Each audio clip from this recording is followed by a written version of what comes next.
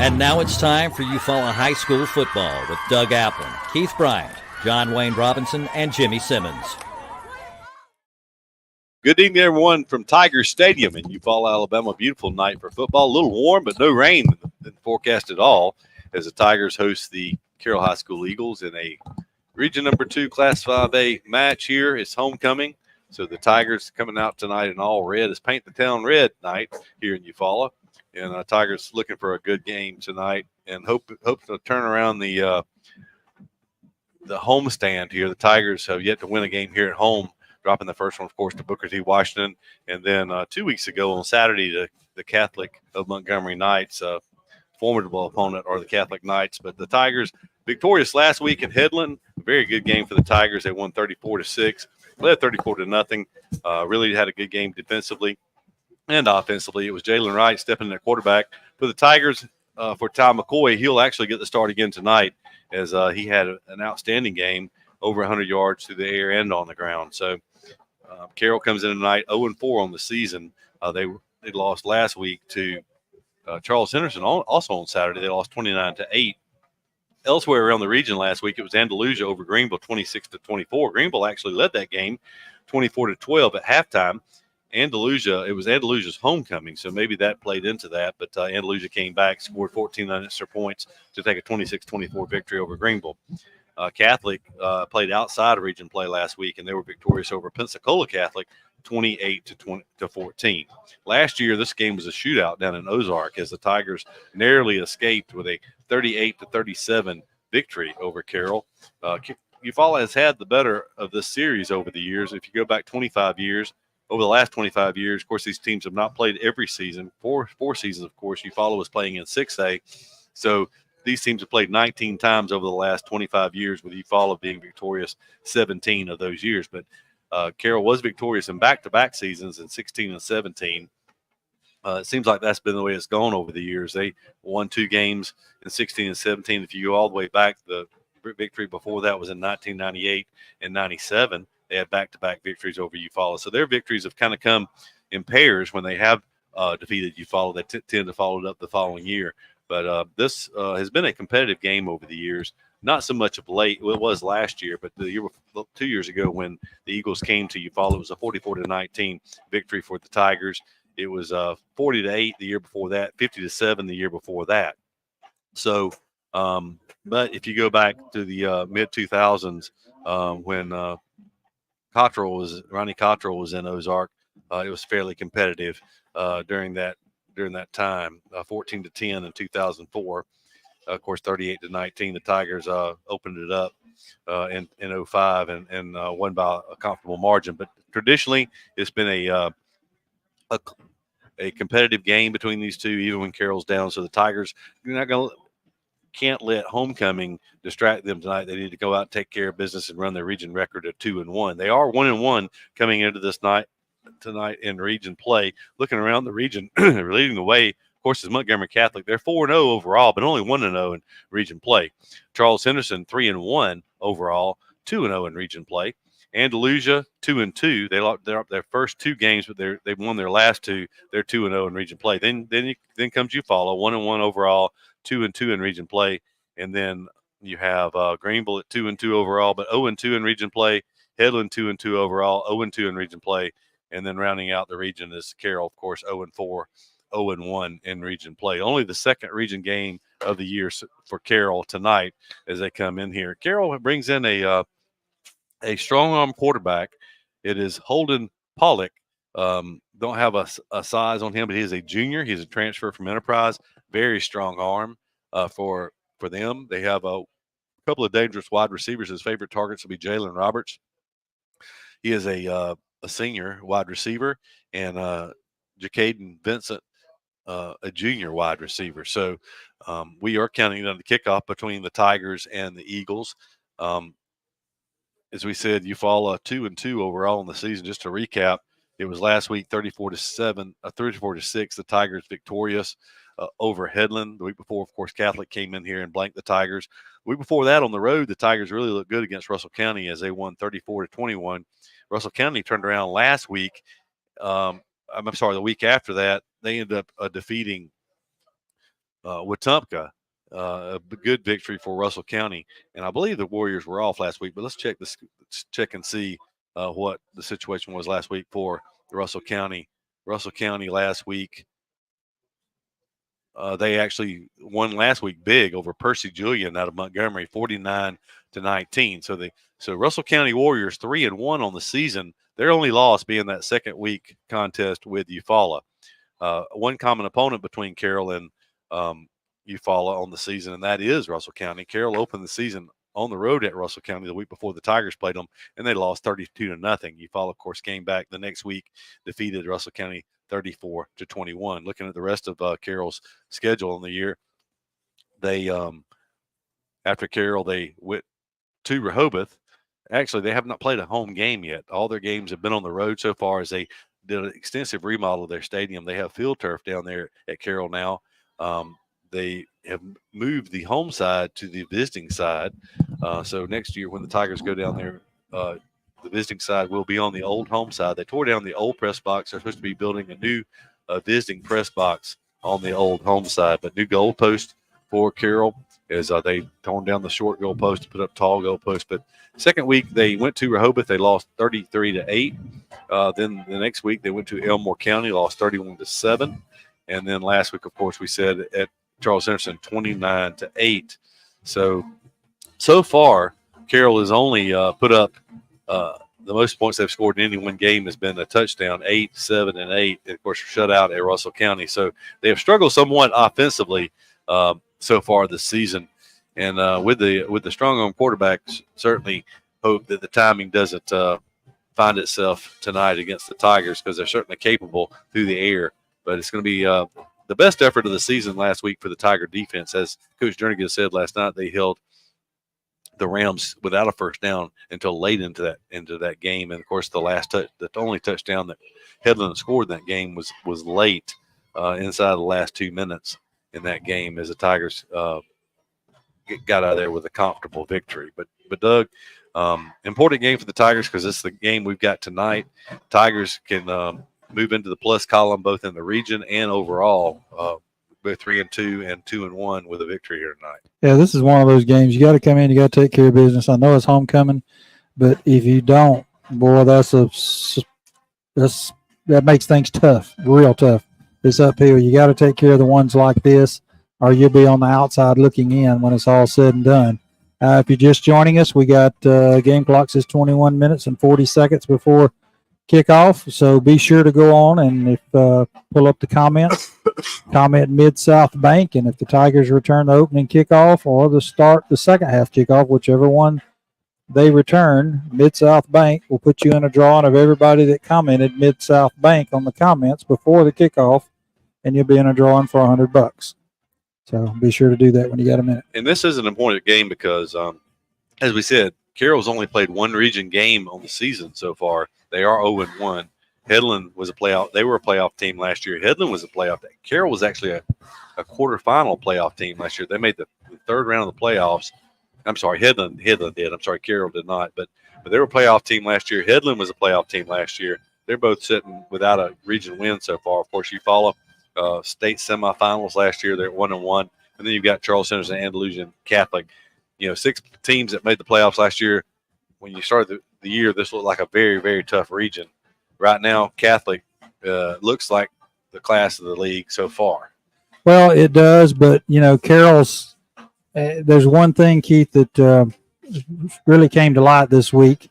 As Carroll has improved their facilities this year and gone to the turf and putting forth an effort, all of a sudden there's been a pipeline of players that are second string or can't quite get over the hump from Enterprise that are finding their way over to move into the Carroll area and play over there. There's a ton of that going on all over the state right now. And, most of them are pure bona fide moves, and that's not a problem at all. That's not what we're saying. We're just saying that if you've got athletes at a very, very good 7A program right down the street, that's, he may be second string behind a classmate, and he may never be first string. It's the chance, whether you're a quarterback or a linebacker or a lineman or whatever, it may be your chance just to swap schools. And now with the new facilities and stuff, people are taking a long look at Carroll, and my understanding is they had several this year transfer over. Well, it's right there. It's just on the other side of the Army base, so that makes sense. And they're a 5A program, so it's not like they're dropping way down the classification. They're still going to compete at a high level.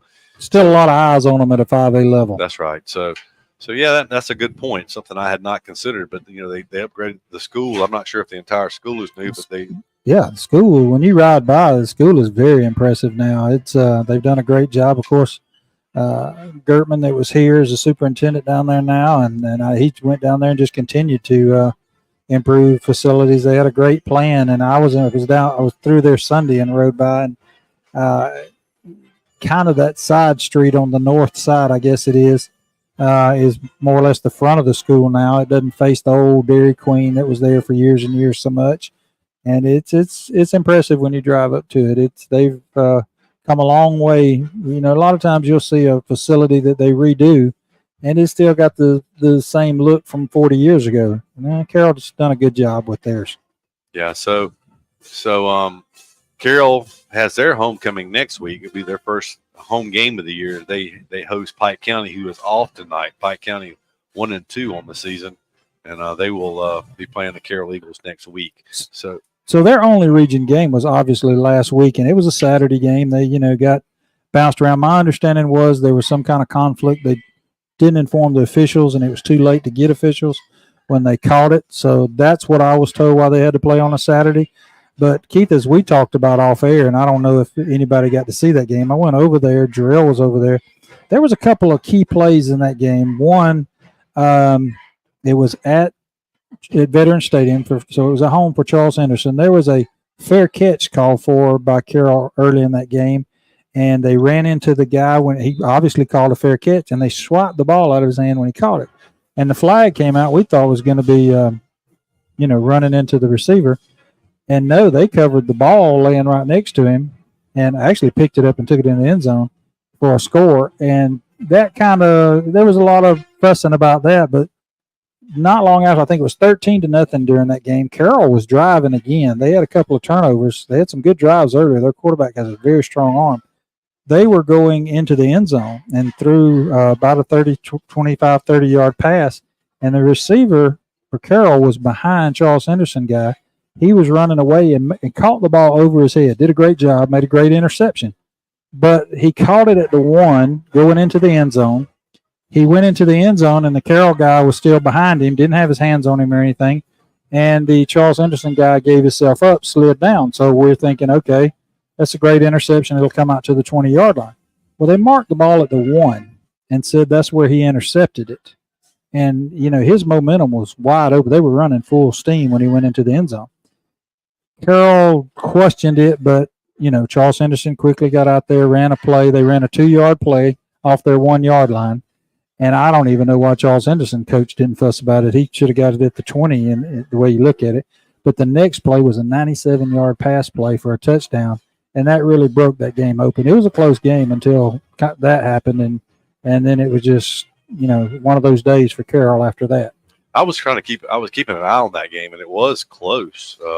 I don't know what point that play happened. Well, it was probably halfway through the second quarter, somewhere around there. The punt, the fair catch on the punt, and the interception that was – and I still don't know how you can intercept it, run it into the end zone. They go back and mark it at the 1. I've talked to several folks who was at that game. I hadn't found anybody that had an explanation for it yet. But nevertheless, it was 2 plays later, a 97-yard touchdown that really broke that game open. Carroll was kind of still standing over there with, their jaw on the ground wondering, hey, what happened? And next thing you know, you're down 20-0. So it was a turning point in that game. So I I hope we don't have that happen here tonight, but I'm just saying they played toe-to-toe with Charles Henderson for a good while there. That's right. And we are counting down the kickoff here from Tiger Stadium. It is homecoming 2024. And we haven't taken a commercial break yet. Doug, you want to step aside for a break, and we'll be back with more pregame comments after this timeout. Of all the improvements you can make to your home, it could be the most important is not seen or heard, only felt. The ultra-quiet, energy-efficient Carrier Infinity Home Comfort System provides premium comfort with a whole-home air purifier that gives you confidence you're breathing healthier air. It's an essential part of any healthy home.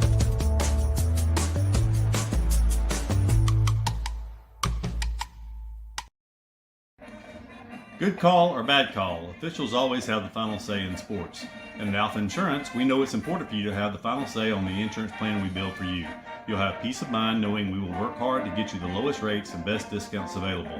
Alpha Insurance, always a good call. In Eufaula, call Alpha Agent Keith Bryan at 334-687-8268 or stop by our office at 1326A South Eufaula Avenue.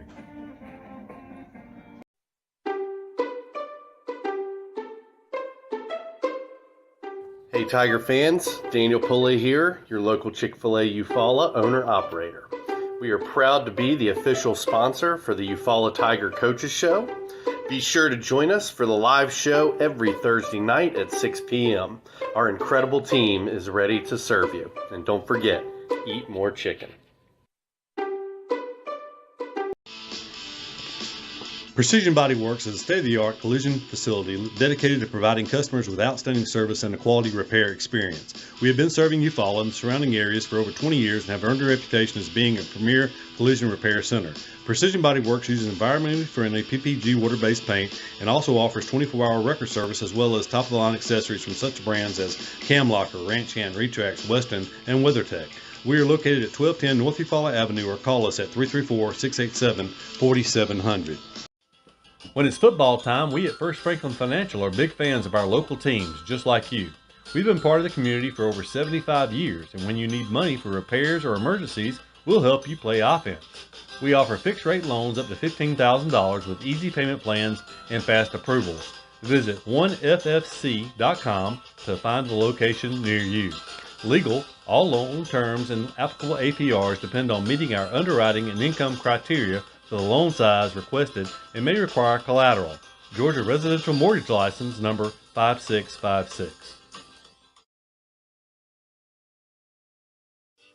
With the world changing all around us, everyone needs to be covered by insurance. So give Eric Glover with the Glover Agency a call and talk with Eric about auto, home, life, or last week's football game.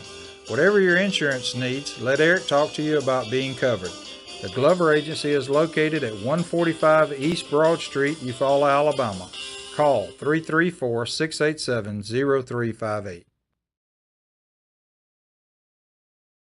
Benny Whitehead Incorporated has called Eufaula home since 1965.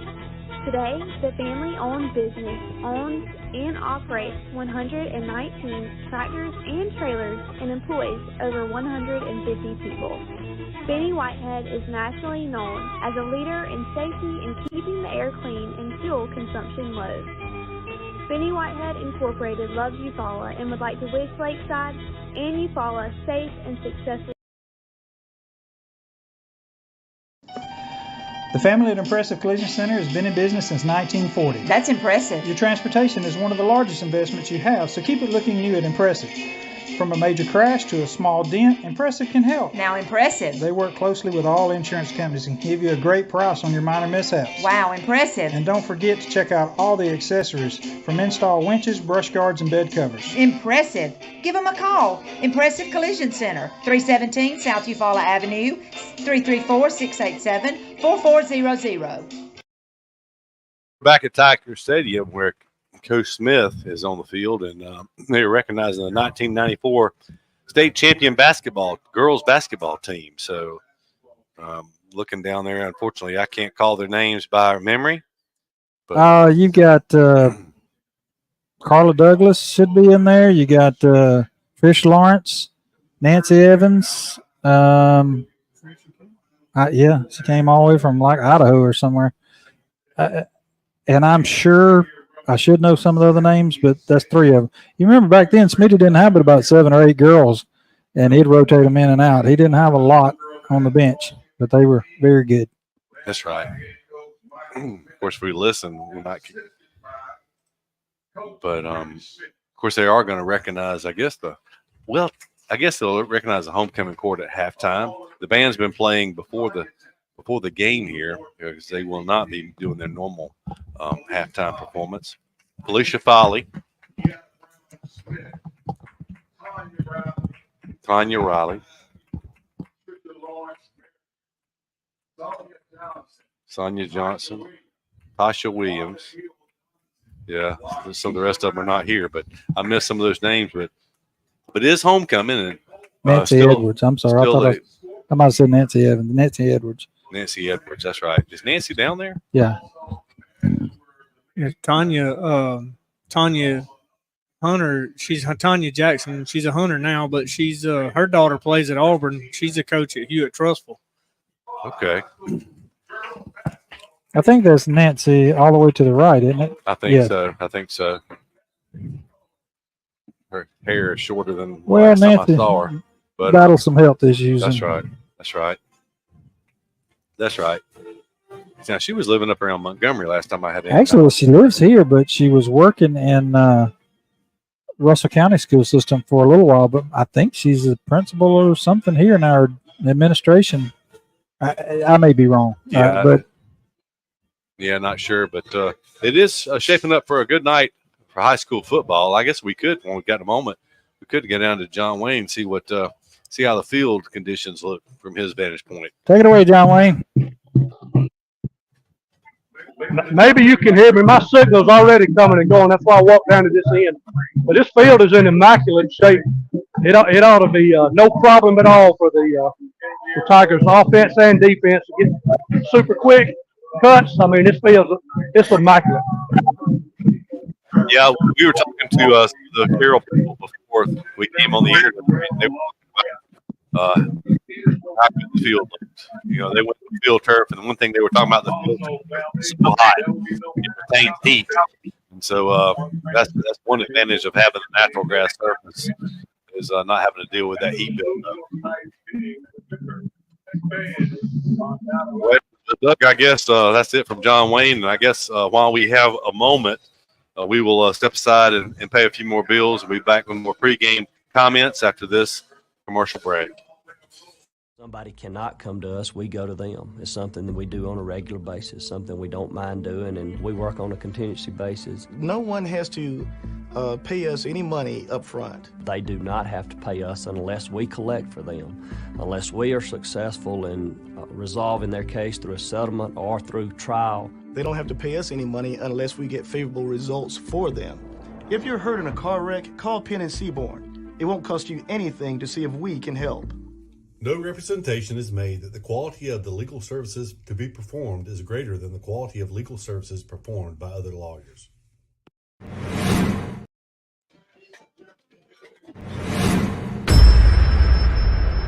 Easy Metal Building Kits, pole barns, and metal roofing supplies. APEC Metal Express carries multiple kit sizes and colors with at-home DIY instruction. APEC Metal Express. Fast delivery, superior quality, excellent customer service.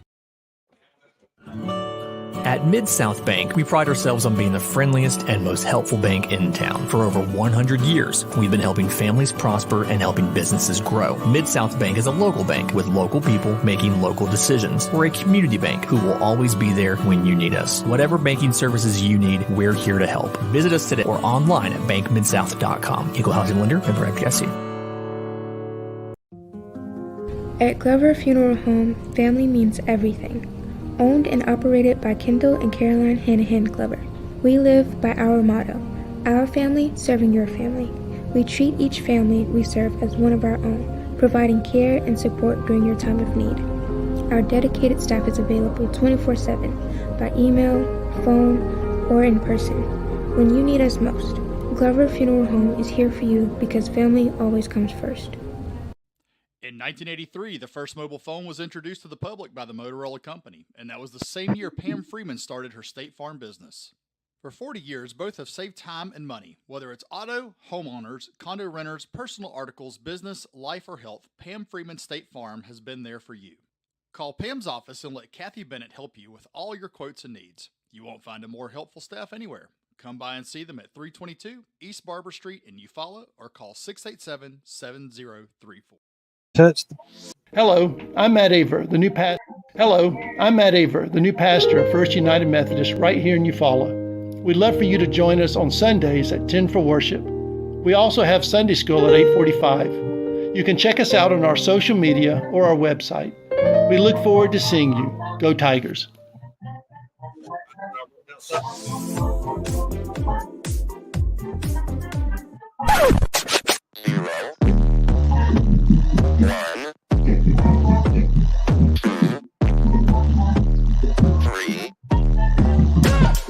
Let's get started.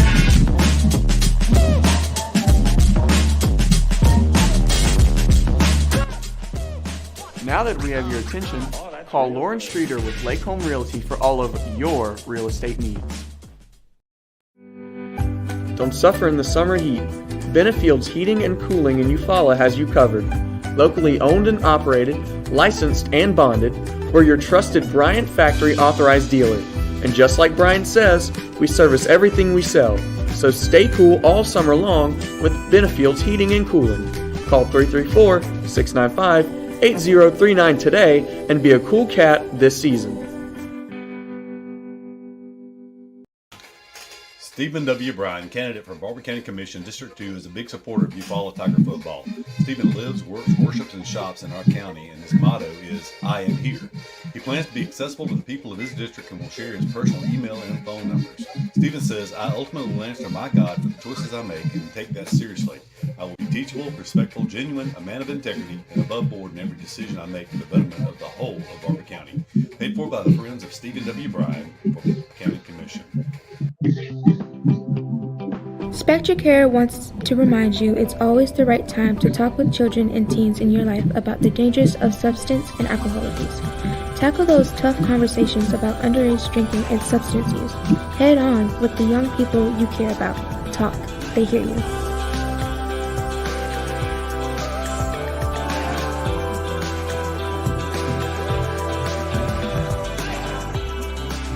Hey, my name is Chris Wilkinson, and I am the pastor of First Baptist Church. We would love to have you come worship with us. Our worship service is 10 o'clock every Sunday morning. You can also go to our website to learn more about our ministries. Hope to see you Sunday, and go Tigers. We're back in the Brown Heating and Air broadcast booth atop Tiger Stadium. About to have the coin toss. We're going to get out onto the field to John Wayne Robinson.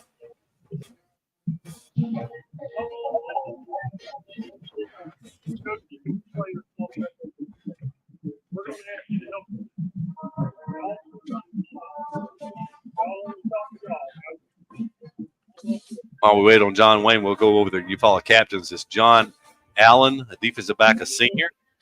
It is number 23. Josiah Powell, he is a defensive back, also a senior. Now, Javius Curry, a junior offensive lineman. And DeMarcus Richardson, he is a senior defensive lineman.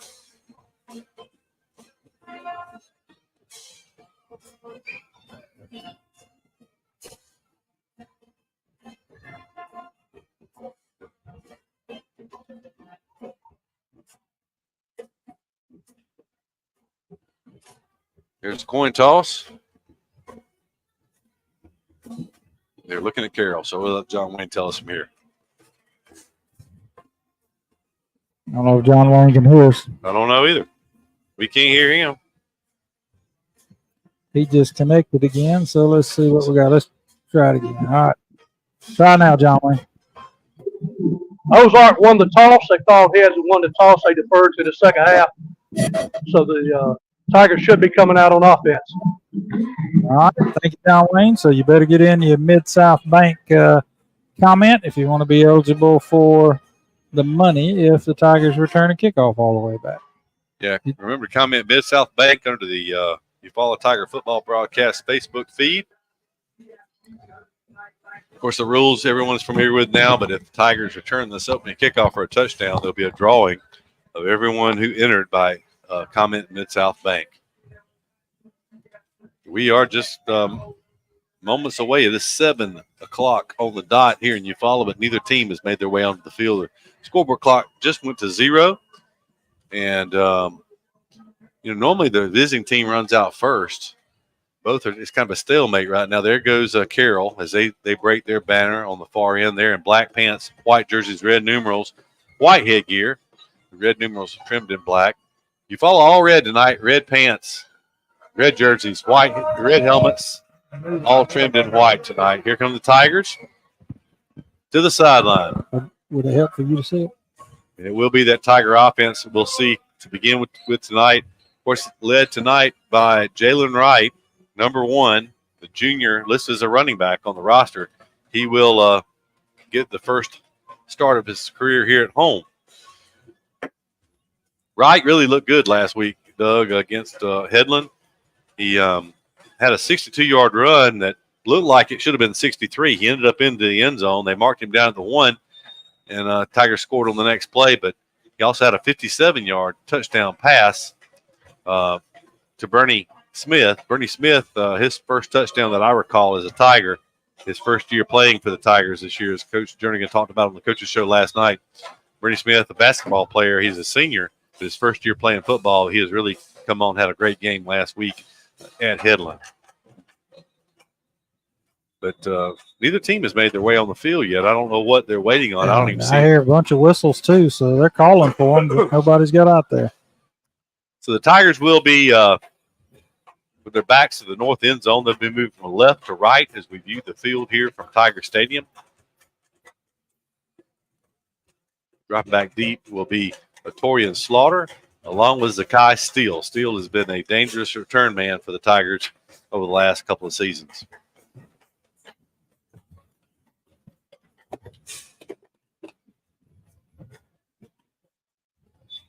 The crowd for Eufaula continues to filter in, kind of late arriving.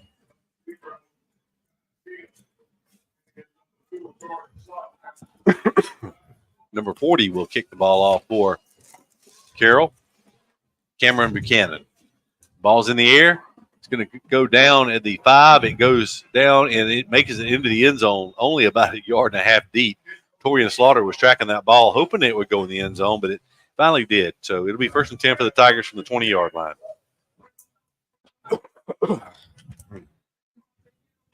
Doug, that was almost a disaster as that ball almost stopped in the field of play. Well, we'll have to discuss whether we want to give them a chance at the next one. But Tigers out 1st and 10, 20-yard line to start homecoming 2024. Big set for the Tigers. They have a bunch to the right. Now they split them out a little bit more. It's actually 5 linemen, 3 receivers bunched to the right, 1 back in the backfield with there was this delay on the snap that's going to cost the Tigers 5 yards before they snap the ball. Procedure penalty or false start. Well, I guess they got the microphone working. Yes, he decided he could put it on after all. That really does really enhances things for the official to be able to go over the loudspeaker and explain what's going on. So bunch set. Now another whistle. Yeah, I'd like to hear some of these explanations and some of these calls sometimes. Yep. So, okay, so it'll be 1st and 15 now from the 15-yard line.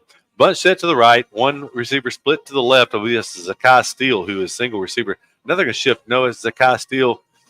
Now they'll have they flip-flop. Carroll running a 4-3 defense, but it appears they shifted correctly. We hand off in the back. No, it's a keeper by McCoy. Jalen Wright, actually. Number 6? He kept around the left. Number 6 was the ball carrier. Oh, was it? Yes. Okay. So McCoy wound up starting after all. Okay. Maybe a little trying to throw Carroll off with that last night. McCoy is the starting quarterback. McCoy takes it. He hands it to Jalen Wright, who has running room. Wright lowers his head. He's going to have a Tiger first down as he picks up 10 yards off left tackle. Actually, they're going to say 11 yards, and it'll be a first down for the Tigers. So McCoy had what on the first carry? I'm He had sorry. 5. Playing double, triple duty over Yeah, here. Jalen Wright was lined up in the backfield. Yeah, and they're both back there. Yeah, and I didn't look at the number beside of him. So it is McCoy, and it'll be Wright once again. Wright with some running room, but he's going to be tackled pretty quick and go down for no gain. It looked like a hole initially, but those Carroll defenders came off their blocks fast, and were able to get a paw on Wright and bring him down at the line of scrimmage. 2nd down 10.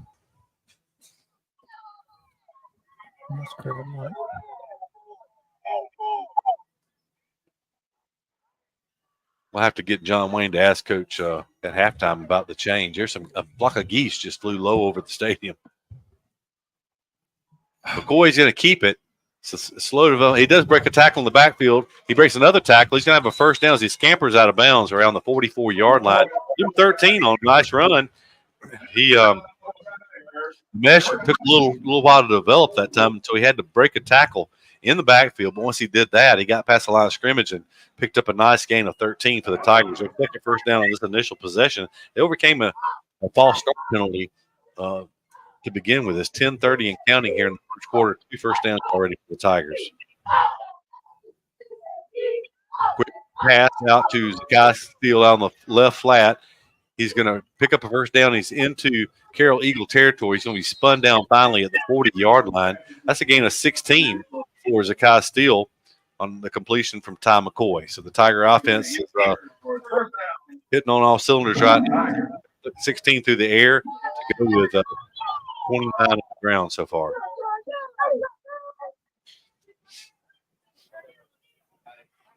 Tigers come out with a slot to either side.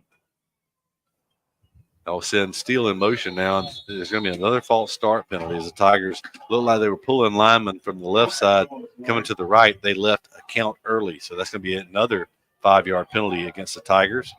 So that'll bring up 1st and 15 from the 45 of Carroll.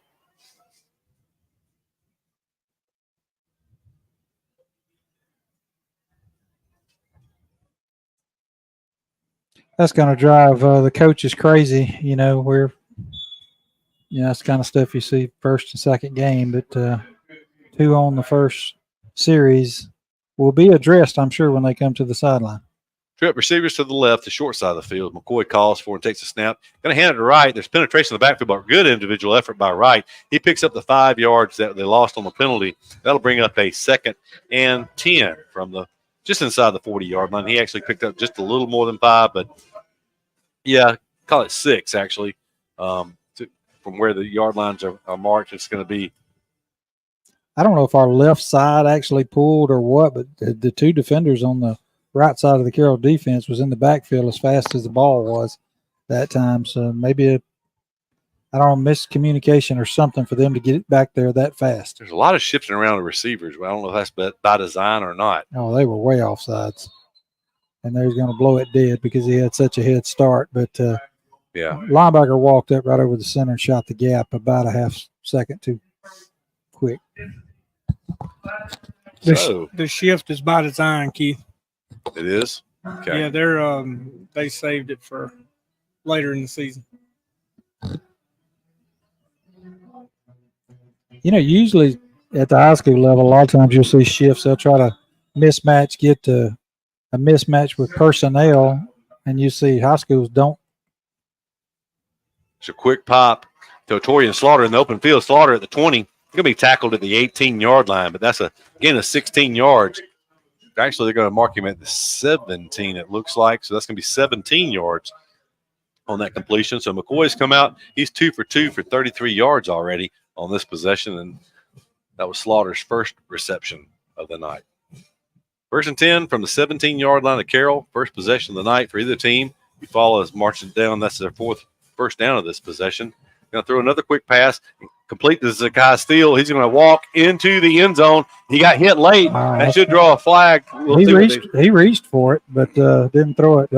I guess he looked, and Steele kept his balance, and it was no worse for the wear. But as it is a 17-yard touchdown pass, so 3 for 3 on this possession for 50 yards is Ty McCoy. So that was Steele on the touchdown reception of 17 yards. Tigers out in the not exactly the salt and pepper. They actually have 3 receivers lined up to the right.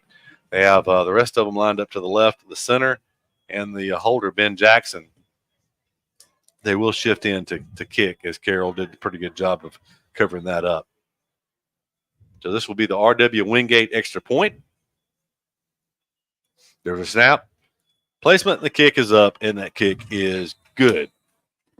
So with 8:25 to go here in the first quarter play, the Tigers lead by the score of 7-0. As I said, it was a 17-yard touchdown pass from Ty McCoy, the sophomore, to the senior wide receiver, Zakai Steele. Doug, other than a couple of false start penalties, that was a pretty impressive looking drive. It was, and like we were talking about the shifting, a lot of times that is to, if you've got a very good defensive back or something, you might try to shift, get your best receiver uncovered by him or, somebody else covering. Or a lot of times you'll just shift to try to get personnel away from where you want to run the ball or the direction you're wanting to go. And sometimes the defense does not shift. Now, Carroll seemed like they shifted every time the way they were supposed to, but nevertheless, it was a good long drive, opening drive for the Tigers. Take it all the way down the field on the initial possession and go up 7-0. Overall, it was an 8-play, 80-yard drive. Took 3 minutes and 35 seconds off the clock. As we said, the Tigers overcame a couple of penalties. They did benefit from one penalty against Carroll, but overall, they moved the ball 85 yards on that possession when you factor in the penalties. So successful opening drive for the sophomore quarterback McCoy and this Eufaula Tiger offense. It'll be Cooper Wingate to kick the ball off. Carroll receivers stand back around their 11-yard line. Wingate approaches. He'll kick it, kind of kick it up, and it'll be fielded at the 22-yard line by an up man who's trying to bring it back to the middle. Now he's on a reverse field, and he'll go down just across the 25, about the 27-yard line. That's where Carroll will take over for initial possession of the night. 1st and 10 from their 27. Keith Carroll comes out. They have a quarterback that transferred from earlier in the year from Enterprise. We were talking about that earlier with some transfers. The kid has an arm. I believe he could throw it to the other end zone from where they are now. Watching him last week, his biggest thing last week was his receivers didn't keep running. If they would have, it would have been some long completions. We'll see if they think they can throw the ball against the Tigers or if they'll try to run here. Holden Pollock is the junior quarterback. He has one back behind him in a pistol formation. He'll hand it off to that one back who will not get back to the line of scrimmage. Good penetration by the Tiger front. They're going to stop him for a 2-yard loss back to the 25-yard line. It was the Tiger defense front last week that really was impressive, Doug, at Headland. They really controlled it, especially the first half. And they start off that way here tonight. So 2nd and 12 from the 25-yard line. It is Pollock with one back standing behind him. It's number 9. He's going to hand off, and he is going to be met in the backfield again. First man there for the Tigers, Xavier Dennis. And the Tigers, he was helped by 2 or 3 other players on that, and they will bring him down for a 1-yard loss there. It was Jave Williams shooting through also from his linebacker position for the Tigers. 3rd and 13 from the 24-yard line for Carroll.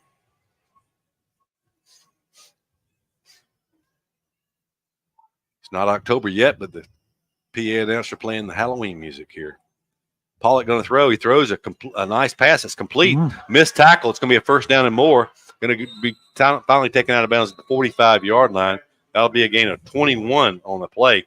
It's a very accurate pass, and as we were talking to the coaches this week, we said they hoped he did not find his rhythm in this game because he has a very lively arm. But it's a 1st and 10 for Carroll.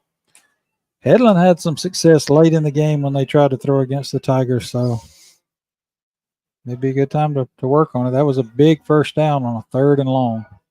I guess it was 3rd and 15 or 13. And we'll hand it off to the back. Once again, he's going to be met right at the line of scrimmage. He'll probably lose a yard on that play. It was Tink Ivory who was the first player there for the Tigers to make that stop. Yeah, he wrapped him up, and he didn't go anywhere from that. Actually, almost back, about a half-yard loss, but bring up 2nd just over 10 with the scoreboard just went out, so I don't know the time. We'll see. It just came back on 6:27 on the Game clock. Different formation. They're going to send motion out of the backfield this time. They're going to play fake. They're going to roll to the right. Pressure in the quarterback's face. He had a man there wide open, but he did overthrow it, fortunately for the Tigers. You know, if you go back to the Catholic game 2 weeks ago, Doug, you talked about Headland with some passing success, but in the Catholic game, you know, especially I think of one possession where the Tigers forced a 3rd and long, and they hit a 43-yard pass to convert the first down, and then the very next play, they hit a 32-yard touchdown pass. The receiver, it looked like pushed off to get open on the touchdown reception. Yep. But it was nevertheless, it was 2 pass plays that covered 75 yards for them. So the Tigers' pass defense has been susceptible at times. There's a pass that's high and incomplete. He has a receiver there. Might not have been a first down, but it would have been completion into Tiger territory. Instead, it's a incomplete pass. Back-to-back incompletion is going to force a punt from Carroll. We watched the Carroll punter in warm-ups, and he was booming some punts in warm-ups. We'll see what he's able to cobble together here. Talked about him, watching him last week. He's not a very big young fella, but he can boom it pretty good if they can get the snap. They had a little trouble with the snap a few times, but he has great hang time also in his punts. He looks over late there. I actually was telling him which way to kick it, so they're going to kick away from our defender here, but there's a whistle on 4th and just over 10. We'll see. It's not a play clock issue. They're sending off, is it maybe knee pads? They sent off number 18 for Carroll, and they're trying to get somebody else in there right now. He's standing on the sideline, and he's getting an earful, but I don't see any adjustment. I have no idea unless his helmet came off last play or something. Nevertheless, here we go. Carroll gets back 15 yards on the punt. He takes one step and gets it away. It's a end-over-end punt that'll hit at the 30, and be downed right there. So good pressure that time by the Tigers. They really there was about 3 players in there. They didn't come close to blocking it, but the punter felt the pressure, and he rushed the punt. With the heat timeout, we'll step aside for a quick break and be back with more Tiger football after this commercial break. When it comes to professional gutter installation, Gutterman Dothan has you covered. Voted Best of the Wiregrass 7 years in a row, we provide top-notch gutter services across the Wiregrass area. Protect your home from rainstorms with our premium gutter systems designed to prevent foundation cracks and water damage. Trust Gutterman for expert installation, quality materials, and a beautiful durable finish. It might seem crazy what I'm about to say. Sunshine, she's here, you can take a break. I'm a hot air balloon that could go to space. With the air, like I don't care, baby, by the way. Because I'm happy. Clap along if you feel like a room without a roof. Hey, we're back here at Tiger Stadium where the Tigers lead 7-0, about to take the field for their second offensive possession of the night. The Tigers, very impressive 80-yard touchdown drive on the first possession, 8 plays, 80 yards. On the last possession for Carroll, they were able to convert a 3rd and 13 with a 21-yard pass play. It was a very nice pass from their quarterback, Pollock, up the near sidelines.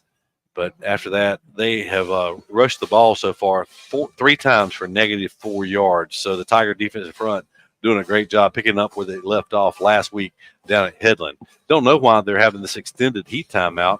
Both teams are still on the sidelines because the heat timeout normally is about a minute or so. Yeah, Keith, Don Marshall asked a question about what's the rule about the knee pads. I know they went over that at the media days we went to earlier this year. I'm going to let you explain that to him. Just something that some of them are paying a little closer attention to. Yeah, the knee pad has your pants have to be pulled down all the way over your knee. None of your kneecap or knee can be showing. Oh, they'll send you out of the game. They'll send you out of the game. It's not a penalty, but they do send you out of the game. Tigers look to pass. McCoy has a long time. He's going to pull it down and run now. He's going to throw a pass late. It's tipped. Ooh, it was nearly intercepted. I guess it was a good and a bad idea. He had Jalen Wright out in the flat. Sometimes when you run around that much, you'll get a lineman downfield. But it was tipped. They called holding. So the hold it that long did result in a negative against the Tigers. It was a 10-yard holding penalty. That's three penalties. I'm sorry, 3 penalties already against the Tigers for 20 yards already, and the Tigers have only snapped the ball 9 times so far. Actually, 8 plays have stood. So that's not a good batting average when you have 3 penalties and 9 snaps. So takes away an incomplete though. Pair of backs in the backfield. It'll be McCoy keeps it up the middle, and it's going to be short yardage, maybe 2 yards.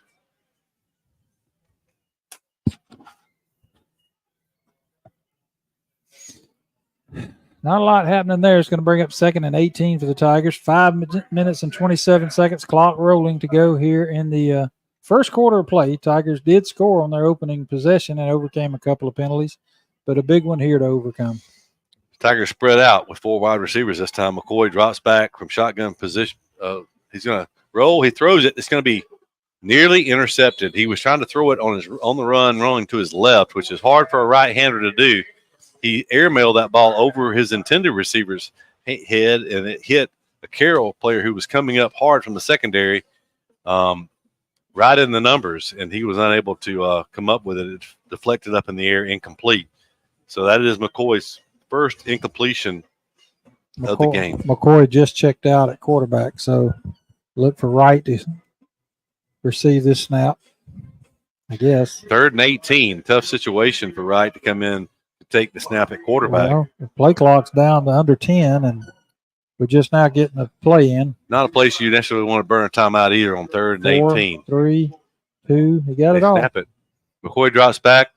That's He's going to throw it. He's got a man there. He catches it. It's going to be right on the first down sticks. I believe that's Bernie Smith. It may be. That was Wright that threw that one, number 1. And it was complete to 18, I think. Zadavos. 18 yards on that pass play. Just enough.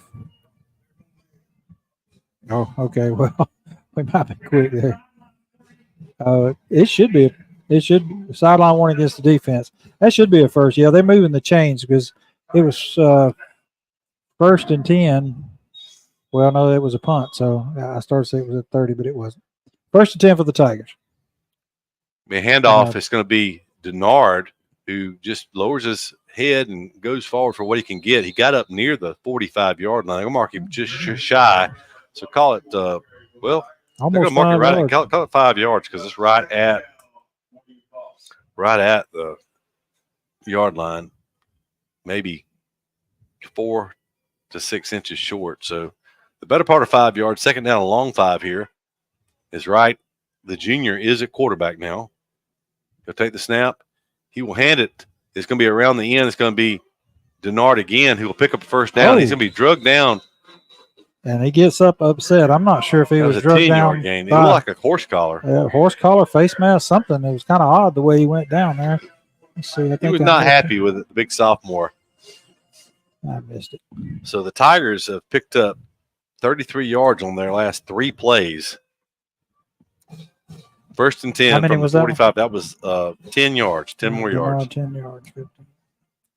Keeper by Wright, up the middle, Wright splits the defense. He gets inside the 30 to the 26 if they give him forward progress. 19. They do. 19, I think. 19 on that play. Tigers just picking up big chunks of yardage, but Wright went through a very small opening that time. He faked it to the back and basically followed the back right up the middle. Is timeout. Somebody, we'll see what he says here. So timeout for Carroll. With that timeout, I tell you what, let's go down to John Wayne. What are the Tigers doing, John Wayne, other than the offensive line doing a great job to open up these big running lanes against the Eagles? John Wayne? Comes and goes. There he goes. There you go. I hear you. Maybe you can hear me. It comes and goes. You know, McCoy looked real sharp on that first drive. Had some real good RPOs. Held the ball a long time one time before he finally stepped in and made a good turn upfield and made some great throws. In second drive, like a whole different individual out there. Right now, it looks like we can run on them at ease. Yeah, the offensive line looks like they've been opening up some pretty big holes out there.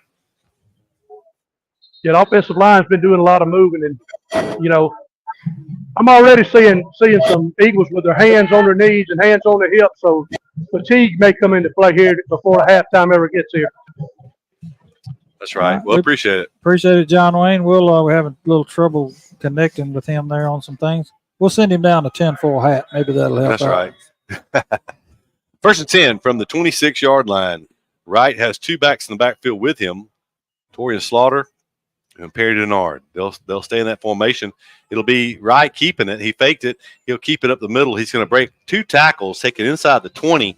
He'll get down to the 17. That's a 9-yard gain for Jalen Wright. They mark him back just a little bit, maybe 7. That's going to be about 8, I guess, when they didn't quite give him enough, I don't think.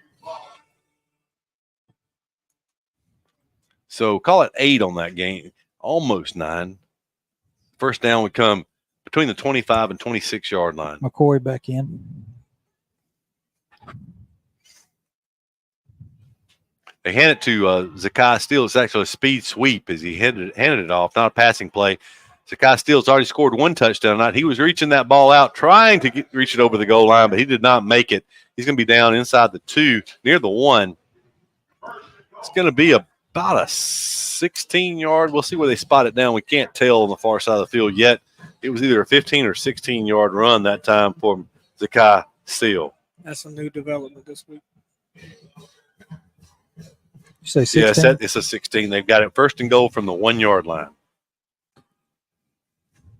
So 4 first downs on the first possession, 4 first downs on this possession already. Snap. Denard is hitting the backfield. Didn't stand a chance. Nope. Loss back to the 5-yard line. Loss of 4 on that play. The first negative yardage play of the night for the Tigers. Yeah, just there's something going on. They're blitzing a lot and stuff. McCoy's checking back in. But there just seems to be some miscommunication with the lineman up front right now.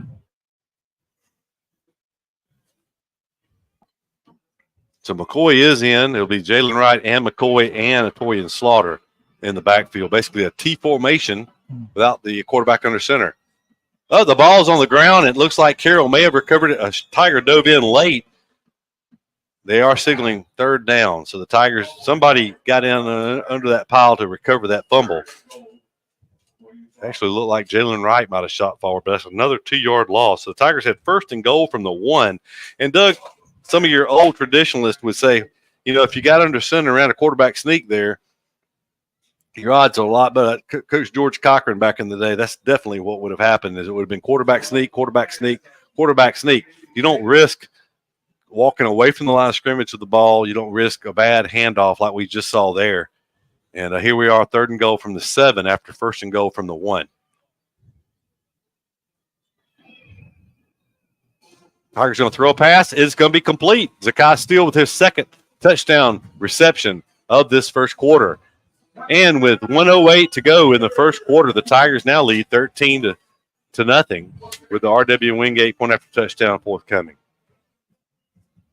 So a 7-yard touchdown pass from Ty McCoy to Zakai Steele. The second time already those two players have hooked up.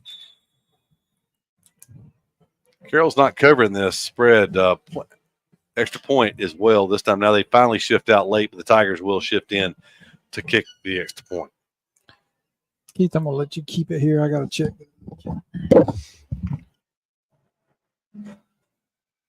There's the snap. Placement's down. The kick is up. Kick is good. So with 1:08 to go here in the first quarter, the Tigers lead by a score of 14-0.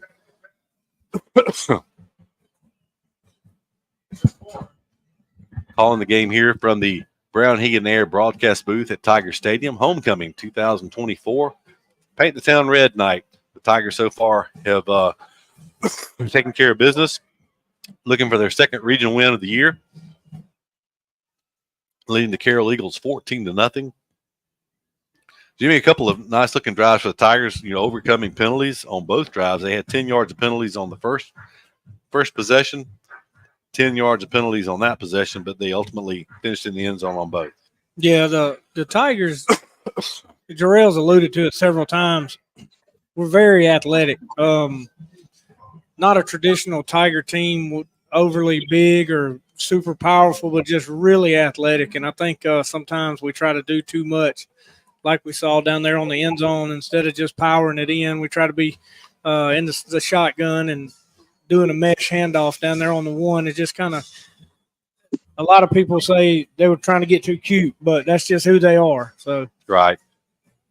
Well, there's a lot of positives. That kick gets away from the bad kick, and it's going to get roll. down to the 5-yard line. And Elliott Clayton is down there, the first man there. Elliott, Jave, and they bring him down. They're going to give him forward progress to the 7, but that's not good starting field position for the Carroll Eagles. But hustling down there, the first man down was Elliott Clayton to get the first hand on the Carroll Eagle, and then Jave Williams is there to help bring him down.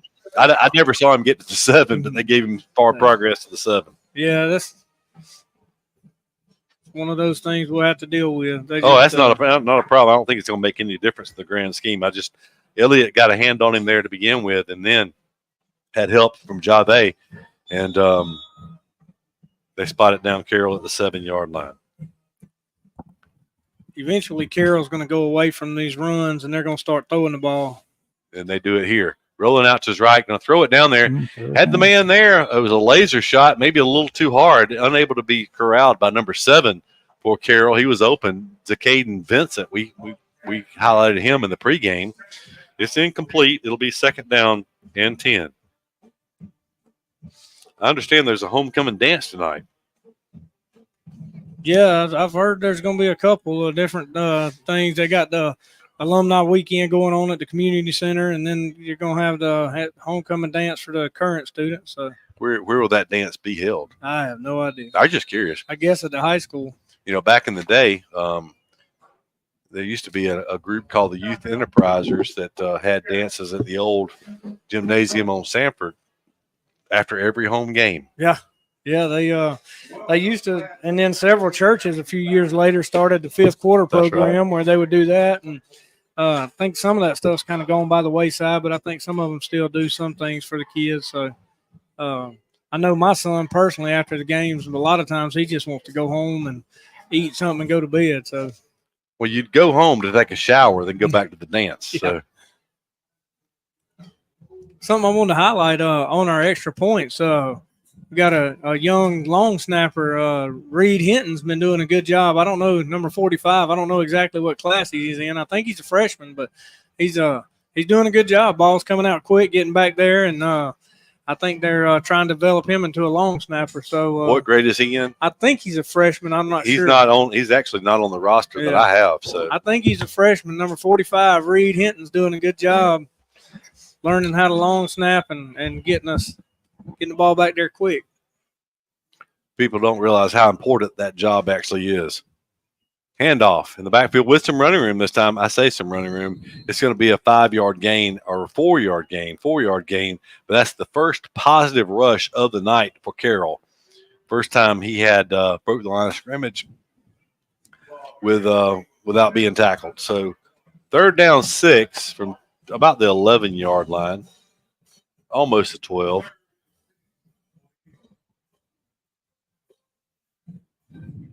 Pollock, the junior, is the quarterback. He'll be flanked to his right by one running back, slot to the right, split, and slot to the left actually as well. Looking to the left, he's going to throw to the man in the flat who's open. He'll have a 1st down as he'll cross the 20. Good tackle by Thomas Hill along with Shamarion Smith, but it'll be a Carroll 1st down. It was a gain of 9. Good pass. He actually threw that pass before he ever made his break, and that's what you like to see. A timing route is if a quarterback can get it to them before they make the break. But unfortunately, it was 1st down against the Tigers. That's the 2nd 1st down of the night for the Eagles. That's the end of the 1st quarter. At the end of the 1st quarter, the Tigers lead the Eagles 14-0. We'll be back in the Brown Hen Air broadcast booth after this commercial break.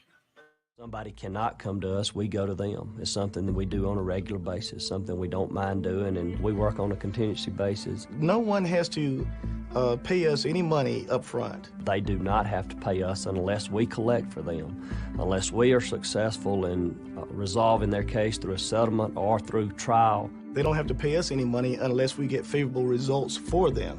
If you're hurt in a car wreck, call Penn and Seaborn. It won't cost you anything to see if we can help. Of all the improvements you can make to your home, it could be the most important is not seen or heard, only felt. The ultra-quiet, energy-efficient Carrier Infinity Home Comfort System provides premium comfort with a whole home air purifier that gives you confidence you're breathing healthier air. It's an essential part of any healthy home.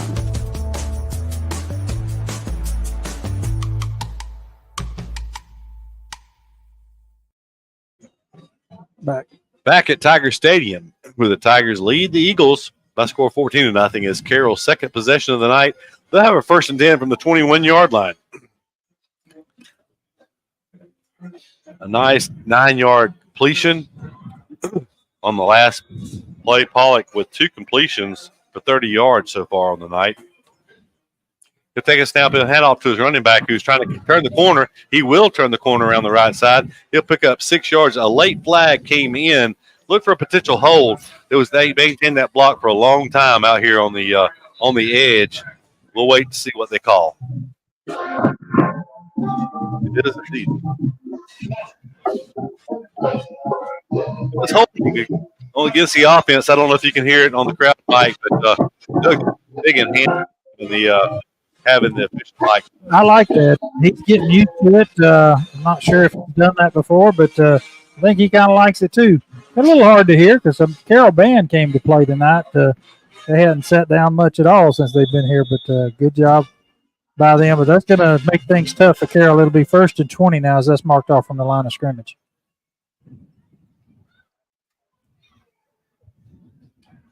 Pollock, the junior quarterback, he sends his back in motion to the left. He'll take the snap, looking downfield. He's going to set up a screen. It's caught almost by the Tigers. Big 99 almost intercepted. Yeah, he was right there. It was a good job by Samarion Smith to make the tackle for no gain on the play. That was a dangerous screen pass. It was read well by the Tigers. Good idea to do something, though. Carroll's having a hard time finding something that'll work here early in this game.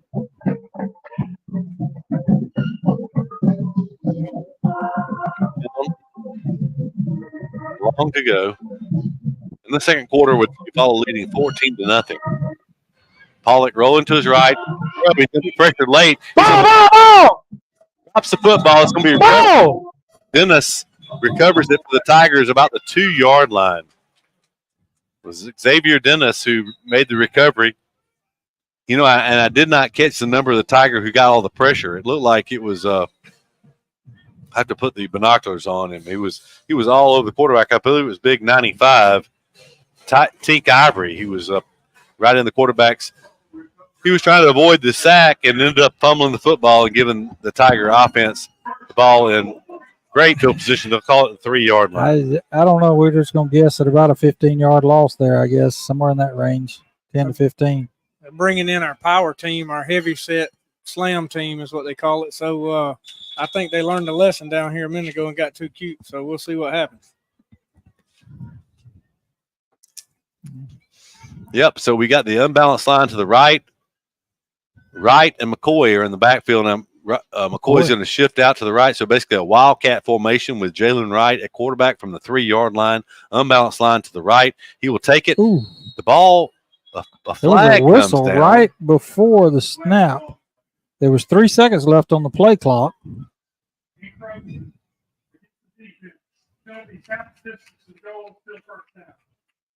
So that is probably hear that. Really short penalty. Call it a yard. Tipped the hand as to what we were doing there. 40-second play clock? They reset the play clock to 40, and I think the Tigers, somebody's taking a timeout. We'll see who he says. Yeah,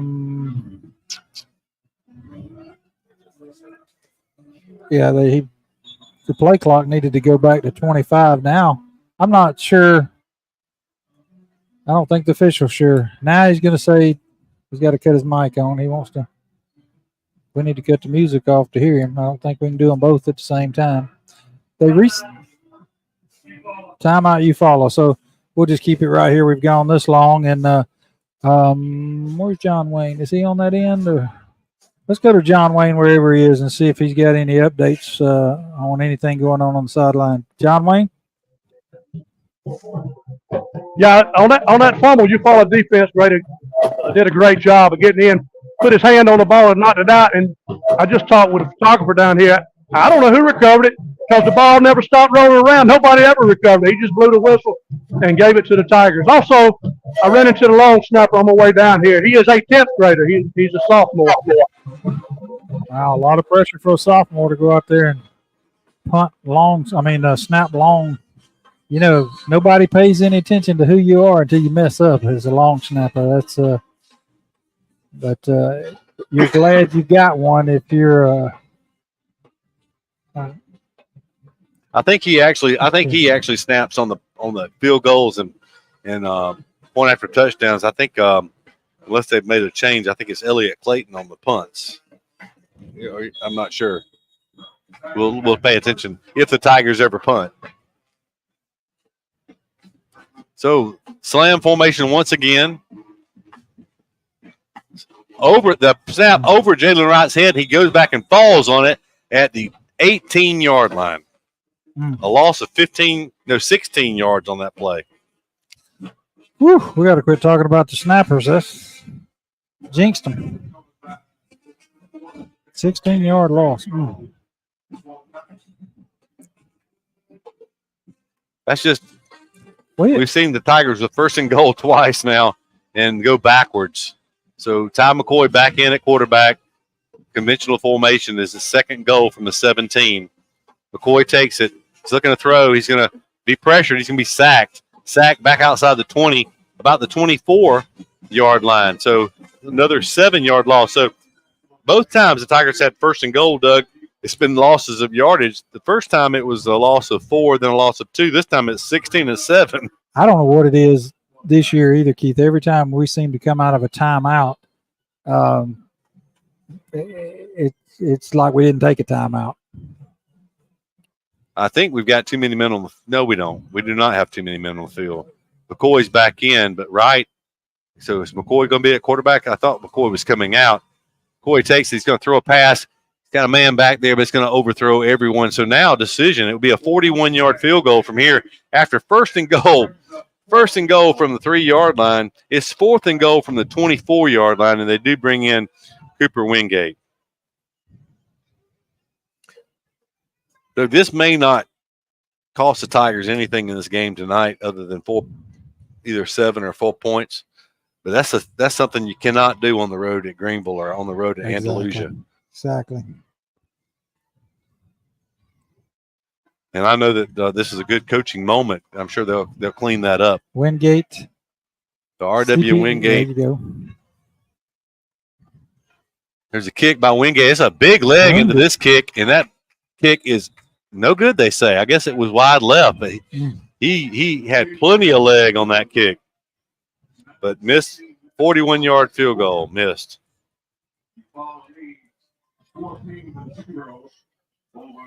That was a golden opportunity there to make something happen, but nothing. You know, you don't see that very often, the position for the Tigers. 3 plays, negative 23 yards. And with 9:16 to go, in the second quarter, it'll be Carroll's offense back out on the field.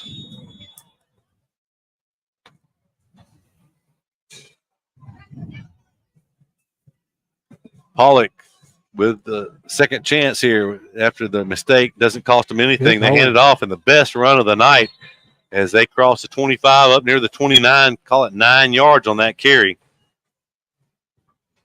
Tiger defensive front was controlling this game early, but that's the best run of the night. You know, Tigers only up 2 touchdowns, even though they dominated this game so far, Doug. It's imperative on the Tiger defense to get the ball back for the Tiger offense. Tigers drove it 80 yards and 70 yards for the first 2 touchdowns, but could not punch it in from 3 yards out on the last possession. 2nd and 1 from the 29. They'll play action pass. They're going to look to throw it. It's going to overthrow everyone here by quite a distance. It was actually triple coverage that time. The Tigers had three back there covering one receiver for Carroll, but it'll be 3rd and 1 now. So I've watched Pollock for a game and a half now, and I've yet to see him underthrow a post route. So he does have some strength in that arm. Probably was a wise thing that time, because if it had been an accurate pass, Tigers had a good chance of intercepting it. Going to hand it off inside. Going to be a first down. Going to be a gain of 2 yards across the 30 to the 31-yard line. So it will be another first down. The Tigers, even though they played well defensively, they've yet to force a 3-and-out from Carroll. There's a couple of flags on the field, so there was extracurricular activities of some sort. We'll see which way it goes. The Tigers already have 3 penalties on the night. Well, they're sending off number 50 for Carroll. There was some things going on, but, they went not long after the whistle, it didn't seem like. It was just a late whistle. Point at Eufaula. Well, they sent 50 off the field from Carroll, too, though. Jave came off also.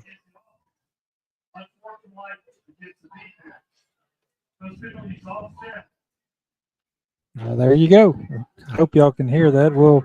That's new for us tonight, the official's mic, and it's a great addition to the Tiger Stadium experience when you come play here. Turned out to be kind of a warm night, Keith. I opened those windows a while ago because I got tired of looking through a 1/4 inch of dust, and it definitely warmed up in here. Yeah, they hadn't picked up the flag yet, so it'll be, when they all said and done, it's going to be 1st and 10 Carroll, just inside their 32-yard line. 14-0. Eufaula leads this one almost halfway through the 2nd quarter. Handoff in the backfield. He makes it back to the line of scrimmage +1. It'll be a gain of 1 on that play.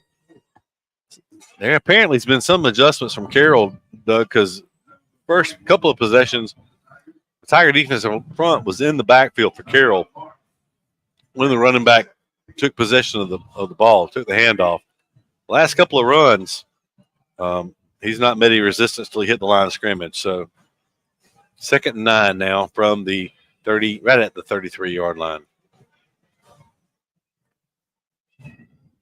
Bunch set to the left, one split to the right. Motion now back across the formation to the right, and a flag goes down. They're going to call, I think, lining up off sides against Eufaula. Wow. They called it against Carroll earlier. I guess they had to watch it there, yeah. The quarterback for Carroll is either very experienced with that offense or they've changed some things coming into the night, because, you're 5 games in, and he's having to do an awful lot of directing people where they're supposed to be lining up. So maybe a few new wrinkles against the Tigers here tonight. So 2nd and 4 now for Carroll from their 37-yard line. They're going to roll out, look to throw. They're going to hit the man out in the flat. He dropped it. He'd have been out of bounds either way. Even if he had dropped it, he was out of bounds when the ball hit his hand. So it'll be 3rd and 4 now after the incompletion. Yeah, it was a big offside penalty. It's manageable 3rd down here, 3rd and 4, 7:21 to go. Just a 14-point lead because Eufaula stumped its toe on that last drive, 1st and goal, and couldn't put it in. If Carroll could convert and score here, they do get the second half kickoff. So a big play here in this ball game. After that play, the official was talking to number 50 again, the one that was involved in unsportsmanlike conduct again. So it's just something to watch. He was one of their captains tonight. So Pollock takes a snap, looking to throw. He's going to throw a flare. It's complete. It'll be a first down and more as he spun forward out near midfield. So Carroll was something they had not done yet tonight. Back-to-back first downs. That was a gain of 16 yards on that pass play, and a Carroll Eagle first down. So it'll be 1st and 10 Carroll from the 49-yard line. First time in Tiger territory. Well, they're not quite. I'm sorry. I thought they marked it across 50, but it's at the 49 of Carroll. 7 minutes exactly to go here with a running clock in the 2nd quarter. 14-0 Eufaula leads. It'll be twin receivers to the wide side left. Tight end to the right. Pollock takes, he hands to his running back, who's going to be great job met in the backfield. He will be tackled by a whole gang of Tigers. It was number 9 for the Tigers. Kevion Lammons. He busted through, but just he slowed him up till some help got there. He didn't make the tackle, but he was the reason that game went for, or no gain, minus a yard. So second down Carroll from the 48-yard line. Carroll seems to use a lot of the play clock. They don't huddle up, but they are very deliberate getting to the line of scrimmage. They finally get set with 12 on the play clock. They send motion back to the right. It'll be a play action pass. There was pressure right in the face of the quarterback. They do cross into Tiger territory on the completion. He tackled at the 46-yard line. So that is a gain of 6. Now there's officials timeout. I guess that's going to be heat timeout. Yeah. So with the heat timeout, we'll step aside for this commercial break. Be back in the Braun Heat and Air broadcast booth after this commercial break. When it's football time, we at First Franklin Financial are big fans of our local teams, just like you. We've been part of the community for over 75 years, and when you need money for repairs or emergencies, we'll help you play offense. We offer fixed-rate loans up to $15,000 with easy payment plans and fast approvals. Visit 1ffc.com to find the location near you. Legal, all loan terms and applicable APRs depend on meeting our underwriting and income criteria for the loan size requested and may require collateral. Georgia Residential Mortgage License number 5656. Hello, I'm Matt Aver, the new pastor of First United Methodist right here in Eufaula. We'd love for you to join.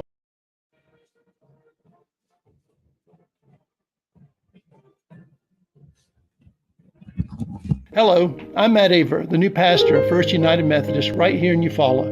We'd love for you to join us on Sundays at 10 for worship. We also have Sunday school at 8:45. You can check us out on our social media or our website. We look forward to seeing you. Go Tigers. Hey, we're back at Tiger Stadium. 3rd down and 6. Right at, I guess, 3rd and 5, right at 5 for Carroll here in Tiger territory. It might be 2-down territory here, 4-down territory. It might be 2 downs to pick up this 5 yards for Carroll, as they've actually had back-to-back completions for the first time in this game. 16 yards to convert the first down and 6 on the last play. So 3rd down and 5. Look for the Eagles. You know, they've had more success through the air than they have on the ground. They've had a couple of nice runs, but look for them to put the ball in the air again here on 3rd and 5. 4-man front for the Tigers. Low snap. Pollock's going to throw it deep. Has a man out there, but he overthrows everyone. Closest man to that ball was Ben Jackson. So kicked off. You would think that they would go for it here. They're in Tiger territory. Their best possession of the night so far. Eufaula just took it over at the 3-yard line, the Carroll 3, and didn't get any points out of it. So this is 53 yards further down the field, 51 yards further down the Tall field. receiver number 13 lines up right in front of the Eufaula bench. He's 6'6", 215 pounds. He's a sophomore. He's being guarded by Thomas Hill. I hope the coach called a timeout beforehand for Carroll.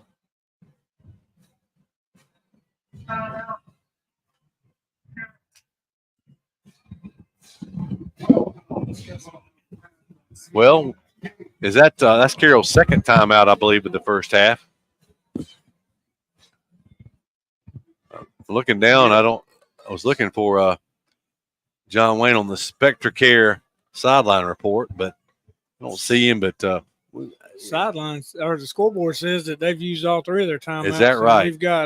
We've got 2 left, is what the scoreboard says. I remembered another one. I didn't realize they had called all 3, but hey, it sounds good to me. It looks like they brought the punter in now. They rethought it during the timeout.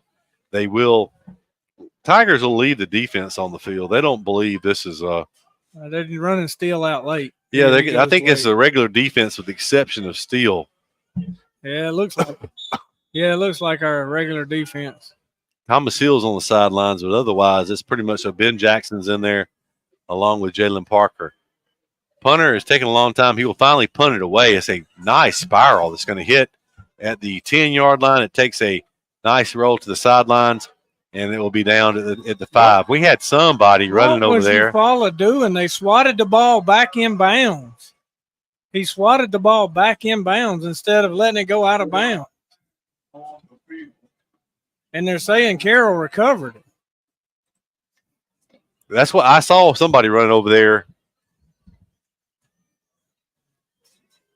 We saw, I think I talked about that in the in the Charles Henderson Greenville game. I saw something.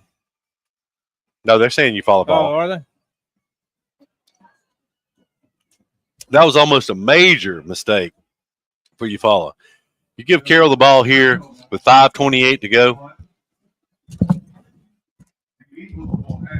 Well, we talked about it. If they could put the ball. They just call the Eagles having first and goal, but they're saying Eufaula ball here. Yeah, they're running our offense back out. Their defense is coming back out. So, that's a huge development there. Last week we can't leave y'all alone for a minute. No, last week we had trouble with some punts and some different things, and now it looks like this week is carried over. So I don't know what that guy was thinking. Why he wanted to swat the ball instead of I mean, that's unfortunately.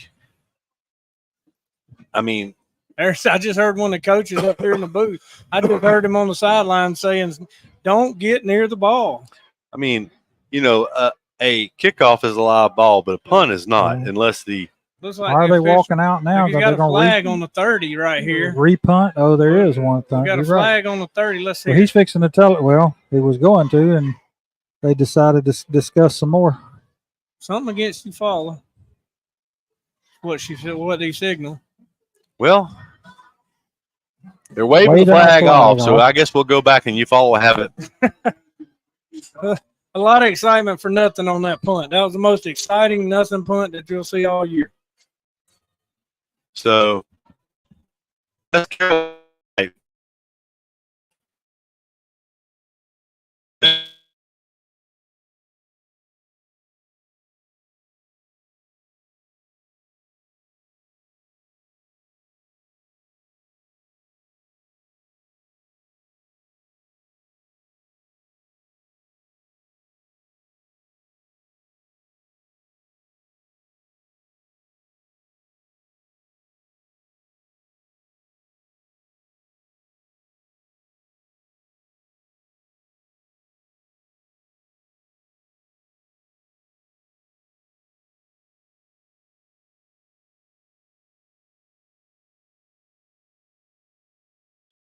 Now they brought it back up. The head official, the officials are back 5 yards in a huddle now, discussing some more. So who knows before this is all said and done? It was this game last year, Keith. I want to be nice, so we'll just say the officials had a hard night. I don't remember. I wish I had brought. I don't have them with me, but I wish I'd have brought the game summary sheets from last year's game. But the Tigers had. It was unreal. It was well over. I don't remember what the total yards was. Well over 100 yards and penalties in that game. No matter what, it shouldn't take this long to discuss. They're going to say Tigers ball after all that, and they are going to give it to them at the 10. So I think we picked up 5 yards on that because they originally had the ball spotted at the 10-yard line. At the 5-yard line. We got to be real careful right here. Can't afford to go backwards here. Tigers went backward 23 yards the last time they had the football. First and goal from the 3-yard line of Carroll. Came away with no points on that possession. Now the side judge from in front of the Carroll bench is going back. So a lady from this sideline, I say that, it might not be. And they're discussing again back around the end zone. As we look out on the field, it looks like McCoy's in it, quarterback. Wright's going to be in it, running back, if we ever get to snap this ball. But a lot of discussion going on. Head official's going to come out. No, he's going to come talk to this other one. He hasn't talked to him in 2 or 3 minutes. I think it is a lady official. They are going back to the 5, so they got it right. That is actually the correct call. First and 10 from the 5-yard line. And McCoy stands just inside the end zone. He'll take the snap, looking to throw. He's going to throw a screen pass to Jalen Wright. Wright catches it. He's going to break through the line of scrimmage now. Wright's going to have a first down out to the 18-yard line.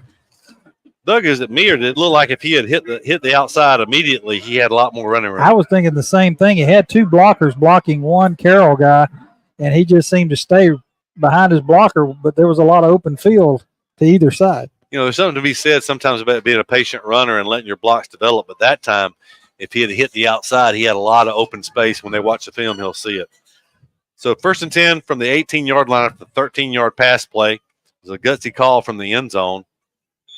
Going to be a false start. Tigers moved a little early that time. Going to be another penalty. Fisher cut his mic on a little too quick there, but yeah. Jimmy, I'm sure Coach Mayo, was it the line or was it the receivers? Either way, there's going to be some discussion because that's like at least the third false start for the Tigers. That's the third false start to go along with the holding penalty. So something's just a little out of sync between the quarterback and the center. The snap, something's just a hair off. I don't know what it is, but 1st and 15. Torian Slaughter most to be Jalen Wright with a lot of running room. You have 1st down and more across the 30-35, cutting back across the 40. He'll go down at the 42, maybe the 43-yard line. They'll give him forward progress actually to the 44-yard line, looks like. That is a 30-yard on that. Well,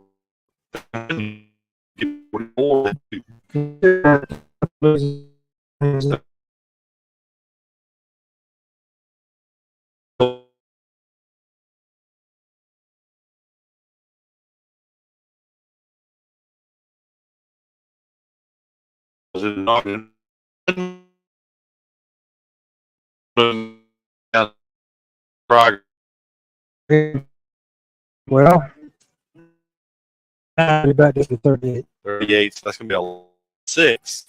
One man shot across and was able to get a hand on Denard, but he did not let go. He held on until he had help. They would bring Denard down for a 6-yard loss. I don't want to say the number of the lineman, but that was one of those old lookout blocks, most definitely, as he didn't slow him up any at all. 14-0 to score. We're down to inside of 4 minutes to go in the second quarter. Tigers should be up by more, but trying to put some points on the board before halftime. Looking to throw. Ty McCoy going to throw it. Has a man there. It's completion. And breaking out in the open field. It's trying to see. I think it was Zakai Steele. He's going to score a touchdown on this. He came across the field, put it up the near sidelines. From the 38. 62 yards on the touchdown pass from McCoy to Zakai Steele. Zakai Steele's third touchdown of the first half. Tell you, when he made that corner, you could see his speed. He just took off and was gone. So the Tigers 95 yards on that drive, but they actually had 100 yards of offense after the 5-yard penalty. 100 yards of offense on that possession. The Tigers statistically look really good here in the first half. Now they have a 20-0 lead, and with the R.W. Wingate extra point still to come. It was a 4-play, 95-yard drive for the Eufaula Tigers. One negative play, but there was 31, 13, and 62 yards on that possession. There's a snap. The kick is up, and that kick is good. And that actually on the kick was Fernando Salas, the freshman kicker, in with the point after touchdown on the R.W. Wingate extra point. 21-0, Doug. You feel better if you're a Tiger fan now. Absolutely. Stretching it out to 3 scores. Absolutely. And that was very similar to the kind of play that happened for Carroll against Charles Henderson last week. It was, a lot of controversy, 95, 98 yards away, and the Tigers are able to score in just a few plays where Charles Henderson was able to score in 2. And last week, when Charles Henderson did that against Carroll just was not the same after that. So we'll see. And it was basically the same. It was 14-0 here. It was 13-0 there when it happened. We'll see if Carroll can rebound from that or if they kind of shake their heads and say, here we go again. Is that Salas? I believe Salas is going to kick off here. Salas to kick off. if he just stays within himself, he's got a very strong leg. Sometimes he tries to overdo it like a golf swing and has a little trouble, but we'll see what he has here. I believe it's his first kickoff of the season. He boots it Only away. two It's a steps. high kick. It's going to come down at the 10-yard line. The middle return for Carroll. Tigers, pretty good coverage there. It is, I believe, the first man there looked like number 9, Kevion Lamons. It was Lamons on the tackle.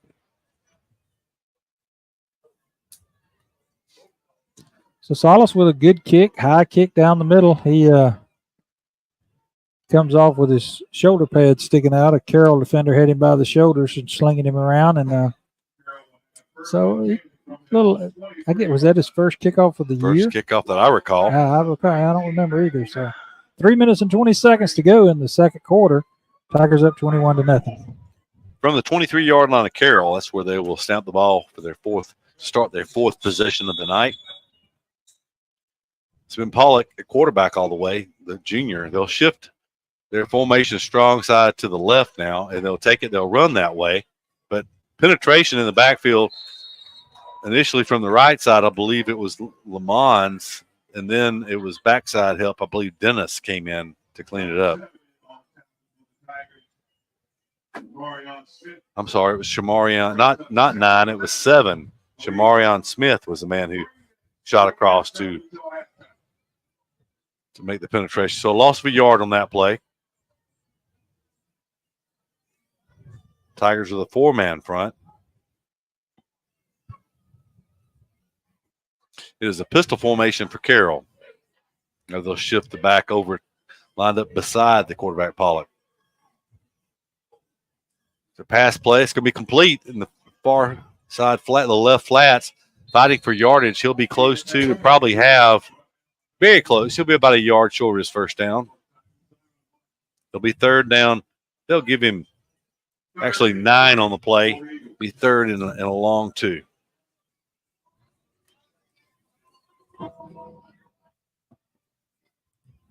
So possession play here for Carroll. Carroll has not gone 3 and out yet tonight. They picked up at least 1 first down on every possession, and they will hand it to the back in the backfield, and he will fight for yardage. He's going to be close, but I believe he'll be short.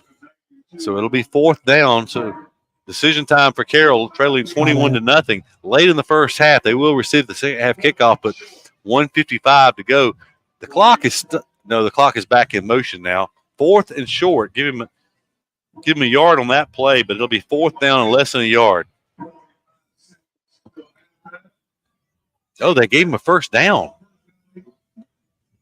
Huh. So give him 2 on that play. We don't have the best angle in the world, but did not look like he got to the line of scrimmage.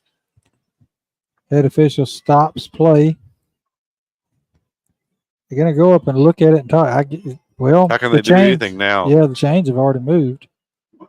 You can't measure it now.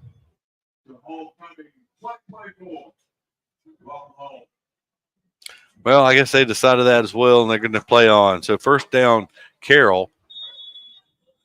They could get the 2-for-1 here if they could punch it in and get some points, because Carroll does receive the second half kickoff. 1st and 10, Carroll from the 33-yard line.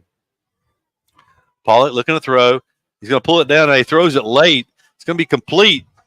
Stepping out of bounds at the 37-yard line. It was a long pass. Pick up about 4 yards. Pollock has hit on his last 2 passes, though, on this possession. So 2nd and 6. That also stops the clock with 1:24. Carroll out of timeouts. 1:24 to go here till halftime. Eufaula leading 21-0. Rolling to the left and set up and throw. It is high and incomplete. He almost sidewinds that ball. He kind of winds up to throw. He rips it out of there, though. Minute and 18 seconds. That stops the clock. Eufaula was still with 2 timeouts. Carroll with none, according to the scoreboard. Big third down here. 3rd and a long 6, we'll say. Yeah, this is an important play for Eufaula. Eufaula scored in 1:59 last time. We'll see if Eufaula takes the timeout if they don't get it here. They're going to throw the ball, so it'll either be Hey, it'll probably either be a first down or it's going to be incomplete. Probably. Pollock takes a snap, looking to throw. He throws a little hitch route to the tall receiver, 6'6". got his first Breaks down. the tackle. He's down the sidelines and going to go out of bounds inside the 40 of Eufaula at the 39-yard line. So that was from the 37 to the 39. 24. Is that 24 yards? Mm-hmm. So 2 first downs. Carroll's shown some life on offense the last 2 possessions. 1:05 to go. First and 10 from the 39 of Eufaula. Low snap. Pollock picks it up. He's going to be pressured, but he gets outside now. He's going to run for the first time tonight.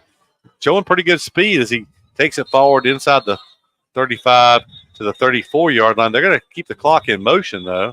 But a Eufaula Tiger lost his headgear. There's a flag. It's going to be, if it was ripped off by Carroll, that may be a penalty against Carroll. There's a flag on the field at the 36-yard line.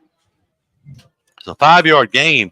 Pollock, that was actually going to work in the Tigers' favor, Doug, because the clock was going to stay.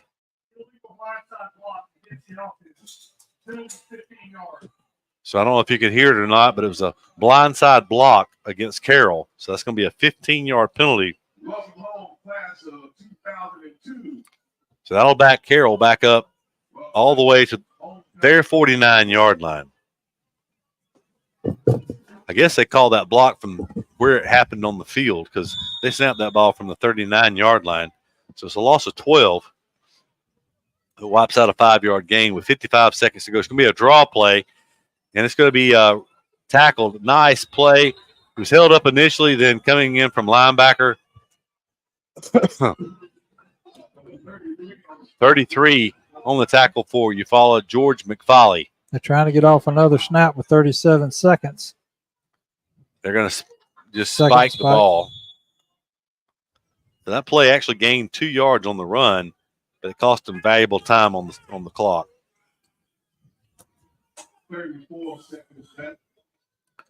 So 3rd down and very long. 3rd down and 20. Actually, a little over 20 yards from just outside the 49-yard line. Keith, I'm not sure what went on. The head official went up and said something to 50 again. The quarterback went up there and put his hand on his shoulder and said something to him also. He's having a rough night. I don't know if he's upset about something or what, but he plays right tackle. He's been very vocal after every play with anybody that is around him. So 3rd down, very long. Pollock rolling to his right. He's going to throw it down the field. Has a tall receiver there, but he sails it out of bounds. I'm going to tell you what, he was open. We're not doing a good job of covering that tall receiver. Devin Pruitt, 6'6", 215 pounds. He was behind everyone that time. An accurate throw. Might not have got him into the end zone, but would have converted the first down for Carroll. They will bring the punt team out, though, with 28 seconds to go. Tiger defense is held. You can see his arm strength on those plays like that. It doesn't look like he puts a lot into it, and it just comes out of there like a shot. With 28 seconds left, it doesn't appear that Eufaula is going to be going after it. Zakai Steele, it's bobbled, and he's going to run. Tigers are going to tackle him for a loss. Stop the clock. Stop the clock. With 30, they're going to tackle him at the 37-yard line of Carroll. 21.9 seconds. So a bad snap on the punt, a break for the Tigers. This will be almost make up for the not converting on the 1st and goal. Yeah, they had a little bit of trouble last week with a snap on their game last week, but that one there came at a bad time for Carroll because that gives Eufaula. I don't know if Eufaula tries to pick up 15 or 20 yards here and go for a field goal or go for it all. Well, with a couple of timeouts in the back pocket, they're going to run the ball here. They're actually going to run the reverse to the guy Steele. He was wide open. Great. He's in the 30, 25, 20 cutting back. He's going to be tackled inside the 15-yard line with 12 seconds. That'll stop the clock with the first down. 37-ish to the – how many where yards? have they got his spot? Well, see where he snapped it from the 37. So I'm way behind on this, on the change of possession. He's at the 14, so it's a 23-yard run. Is that right? Yeah, actually, that time, number 1 for Carroll has been blitzing hard from that outside, and he was almost, what'd you say, 21? It's 23. 23. Blitzing hard from that outside spot over there, and it looked like he was almost offside that time because he got a running start, but he took an inside line because the play was going away from him, and he did not see the defender coming from the other way right, and when they tossed it to him, it was wide open field down that Carroll sideline. So 1st and 10 Tigers from the 14-yard line, 12 seconds. So maybe 2 pass plays here. You definitely can take a shot at it if you want to, but with it says 2 timeouts on the board. They should have 1 timeout left. I mean, everything is still wide open as to what you want to do. You could run it and take a timeout, but you almost want to take a shot. Yeah, I don't know. That's why Cornegay and Jarrell's going to make these decisions. Hopefully they can come away with some points. It's on the right hash mark. There's 3 receivers bunch set to that side, to the short side. 1 receiver, Torian Slaughter, to the wide side. Jalen Wright's at quarterback. He's going to throw the pass down there. He has a man there, open. And he is open for the touchdown. Touchdown, Tigers. 14, Steele. Again, it was Zakai Steele.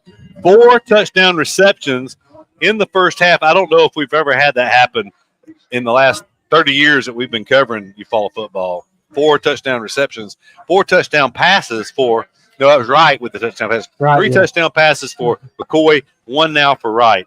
And it was Wright just – it was perfect timing. He actually threw the ball when Steele was still covered. Steele broke open and went deep. I don't know if Wright told him to go deep, and he just threw it deep, but it worked out perfect. He was all alone in the end zone.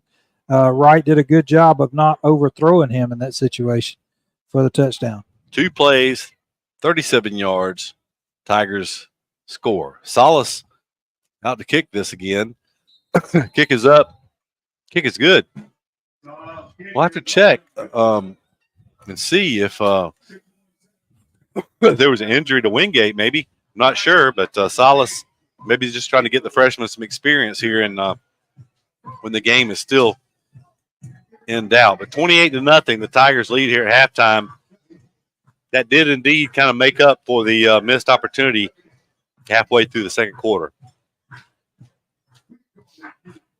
Tigers have put up some pretty good offensive numbers here in the first half. 6.7 seconds left. We'll go down to John Wayne and catch Coach when they go off at the break and see what Coach thought about the first half. I'm sure he's still going to be upset with the motion penalties and a few things to work on. But look for Carroll to come out and really air the ball out in the second half. They've had a little success doing that, but they still got 6.7 seconds to work here. We'll see if they can get. They're going to basically have to take it all the way unless they fair catch it or something down there.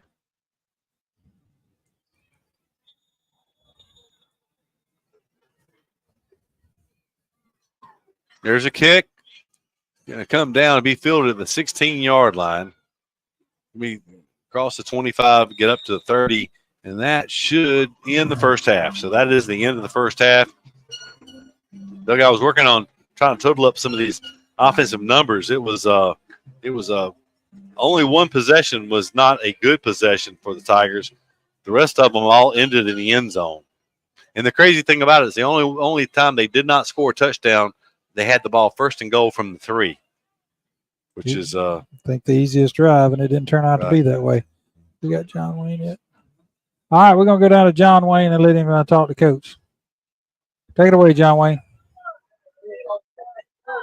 I see Coach coming this way. Yep. Here he is right here. Hey, Coach. Good half for Tiger offense, but Tiger offense also shot themselves many, many times. Still a shutout job by our defense, but we just got to quit doing these miscues and these penalties. Yeah, we got too many penalties. Like I said, we big playing on the depth. That's why we got to lead like we got now. But we got too many penalties that we got to get in there fixed, and we got too many guys not bought in right now. You'll get them bought in, Coach. Appreciate you. Back to you, guys. Thank you, John Wayne. We look out across the way and we see the Carroll coach having a discussion. He's pointing down towards the end zone. Maybe he's trying to get an answer about that long delay when the Tigers took over at the 5-yard line.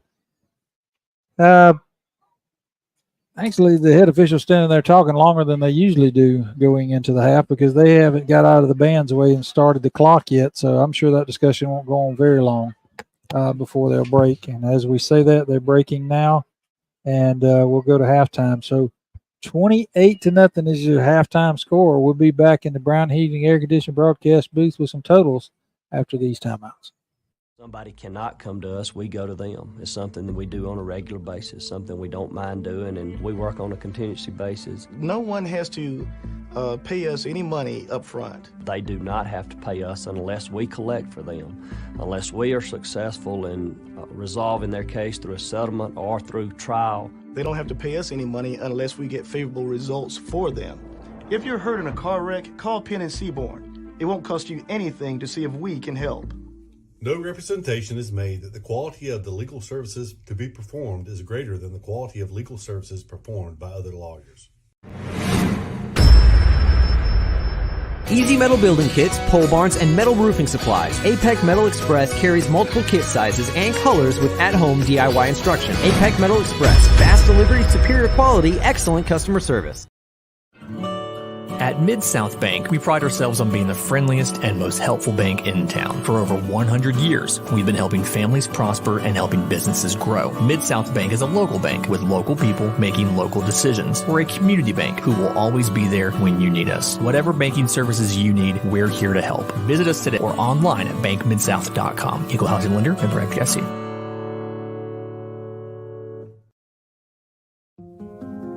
At Glover Funeral Home, family means everything. Owned.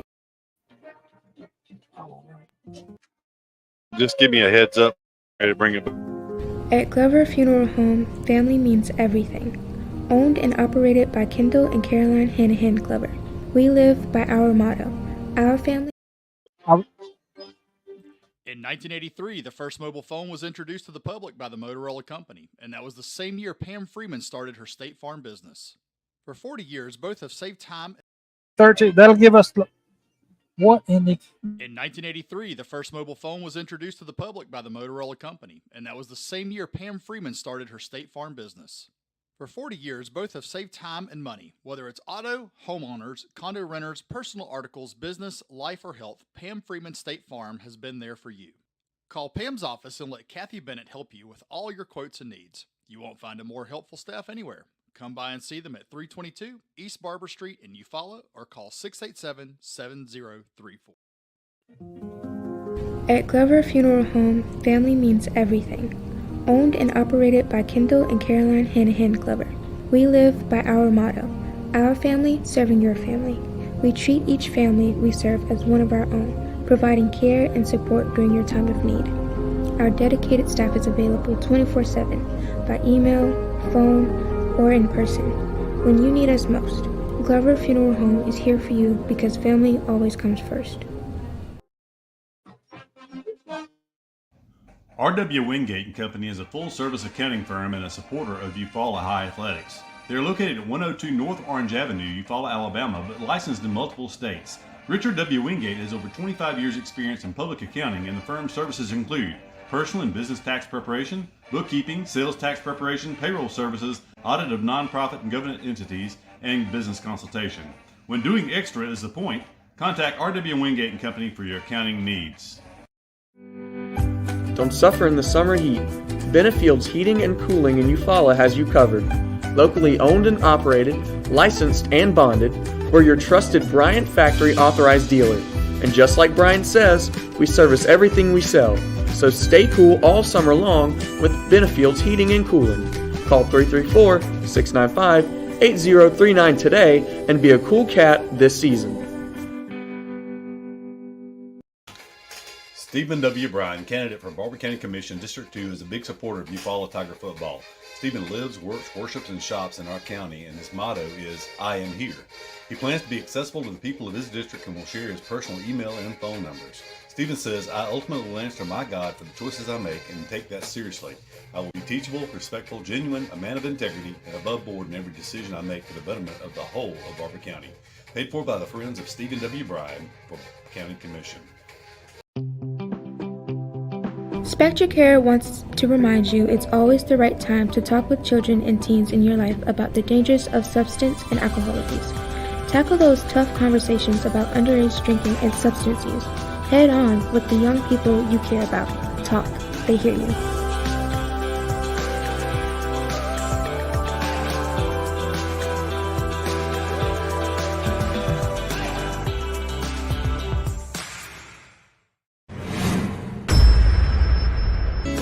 Attention contractors, is your metal roofing provider slowing you down? APEC Metal Express fills orders within a week. 40-year finish warranty, 17 different colors, and multiple truss styles. Work more and wait less. Since 1953, Flowers Insurance Agency has been protecting you and your assets with policies tailored to your specific needs. Whether it's commercial, personal lines, life insurance, or employee benefits, including your employer-offered health insurance, Flowers Insurance has you covered. With access to over 50 insurance carriers, we provide the trusted service and products you deserve. It's simple. Call Flowers Insurance in downtown Eufaula today and find your peace of mind.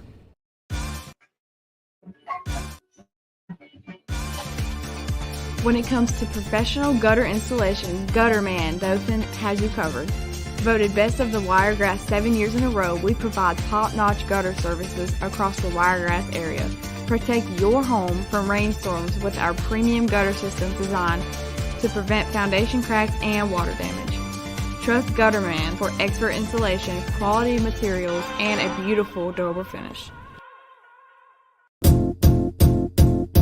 It might seem crazy what I'm about to say. Sunshine, she's here, you can take a break. I'm a hot air balloon that could go to space. With the air, like I don't care, baby, by the way. Because I'm happy. Clap along if you feel like a room without a roof. Of all the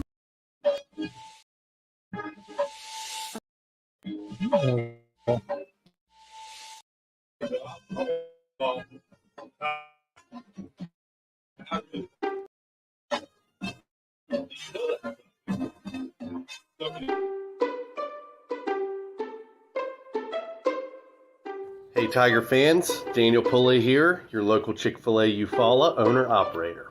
We are proud to be the official sponsor for the Eufaula Tiger Coaches Show. Be sure to join us for the live show every Thursday night at 6 p.m. Our incredible team is ready to serve you. And don't forget, eat more chicken. Of all the improvements you can make to your home, it could be the most important is not seen or heard, only felt. The ultra-quiet, energy-efficient Carrier Infinity Home Comfort System provides premium comfort with a whole-home air purifier that gives you confidence you're breathing healthier air. It's an essential part of any healthy home.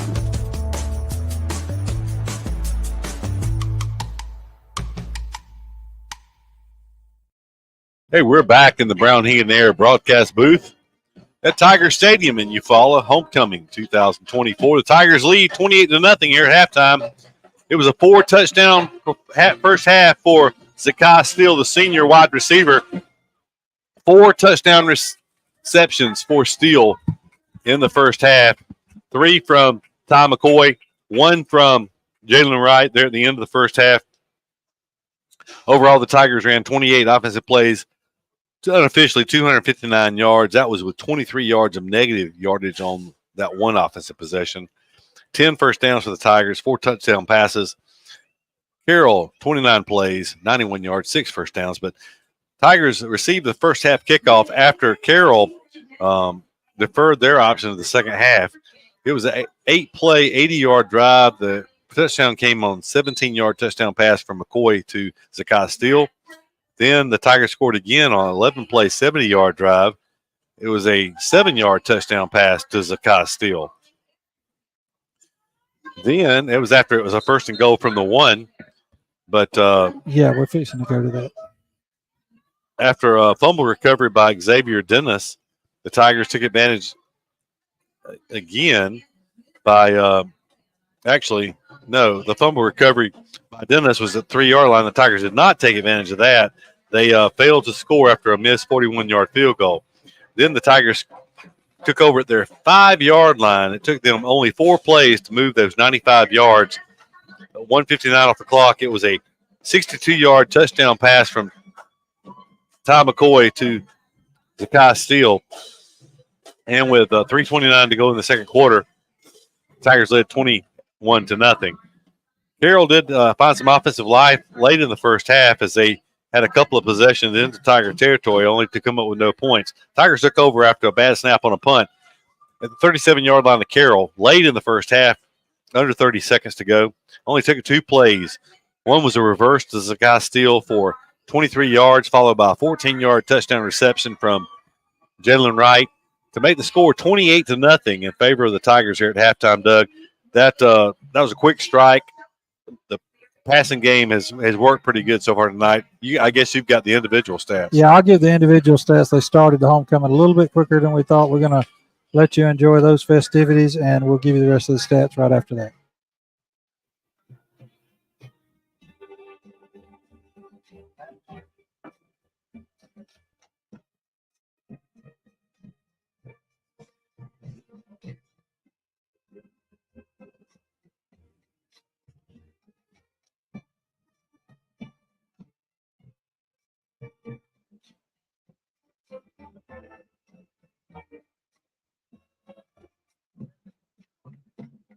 Macy Smith. Macy is the daughter of in Aaron Smith Sr.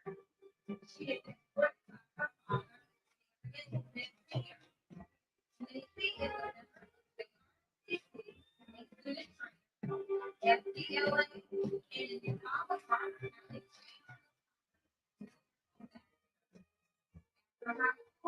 Macy places one of the is in the Key University.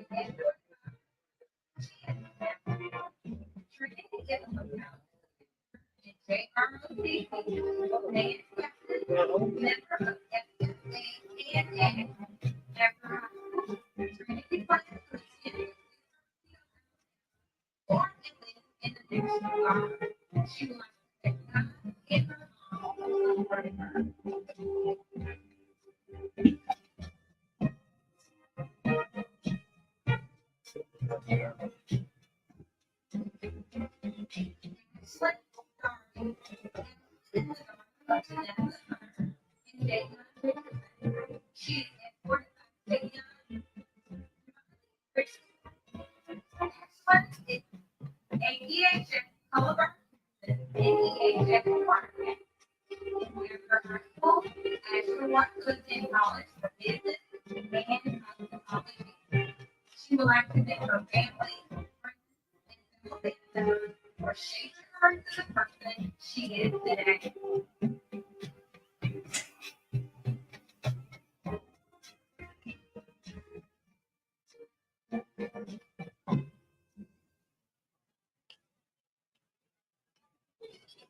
Tyasia King. Tyasia is the daughter of Linda King and Taiwan Jackson. She is escorted by Kelsey. She is a member of the Key Club and an A honor program student. After high school, Tyasia would like to attend the University of Alabama and major in political science. She would like to thank her mom for always supporting and guiding her. Oh, yeah, flash soup coming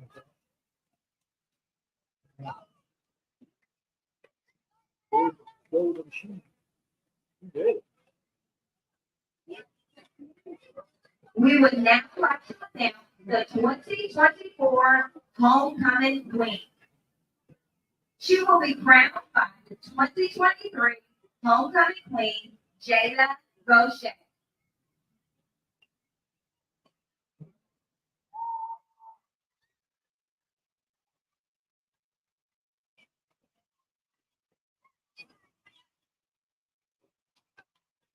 Congratulations to this year's Homecoming Queen, Tyasia.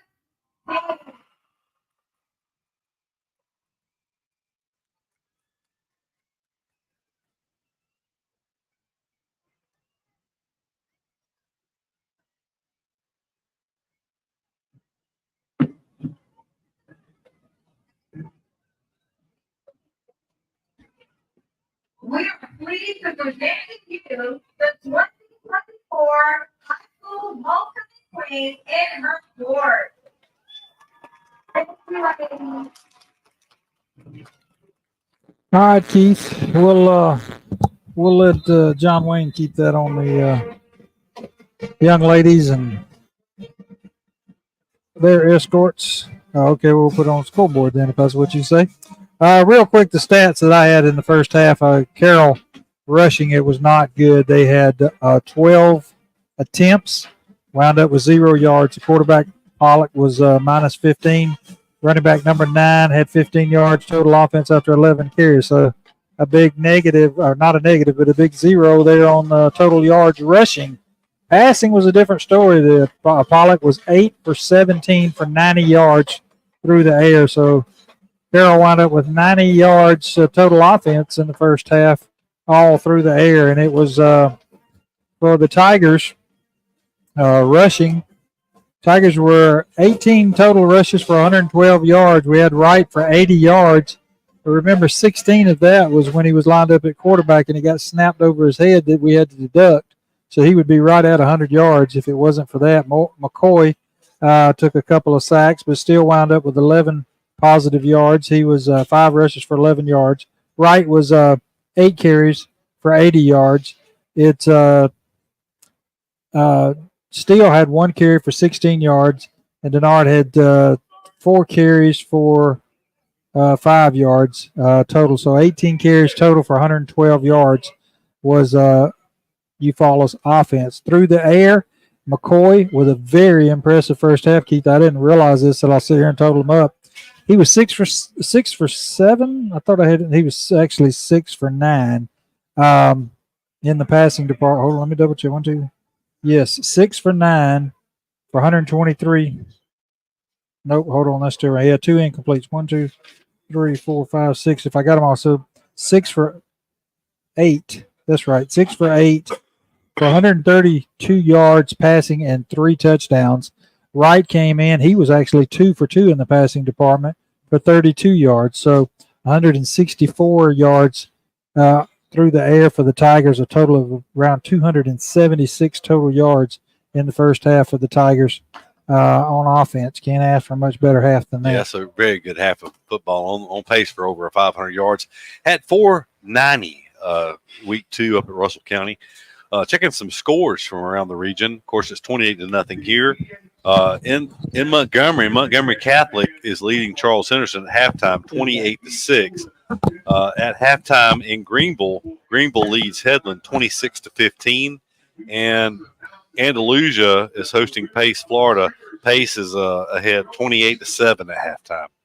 Yeah, So Pace is a pretty impressive program. So 28-6, Catholic leads Charles Henderson.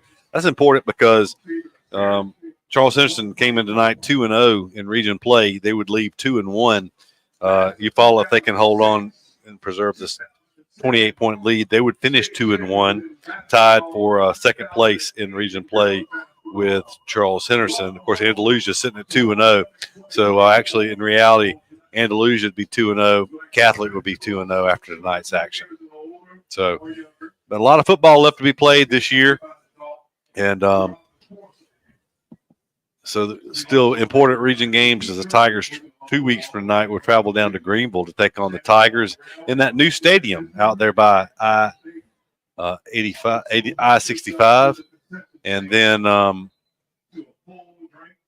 think it's October 4th. No, it's the next week. Eufaula travels down to Andalusia to take on the Bulldogs. So those two games on the road will go a long way towards determining the Tigers' fate. Of course, they do host Charles Henderson here to wrap up region play in the last home game of the season. The Tigers out of the locker room warming up, and both kickers are out there kicking. Doug and Salas and Wingate both. Wingate appears to be okay, so it was just an attempt to get Salas involved after the kick last week. So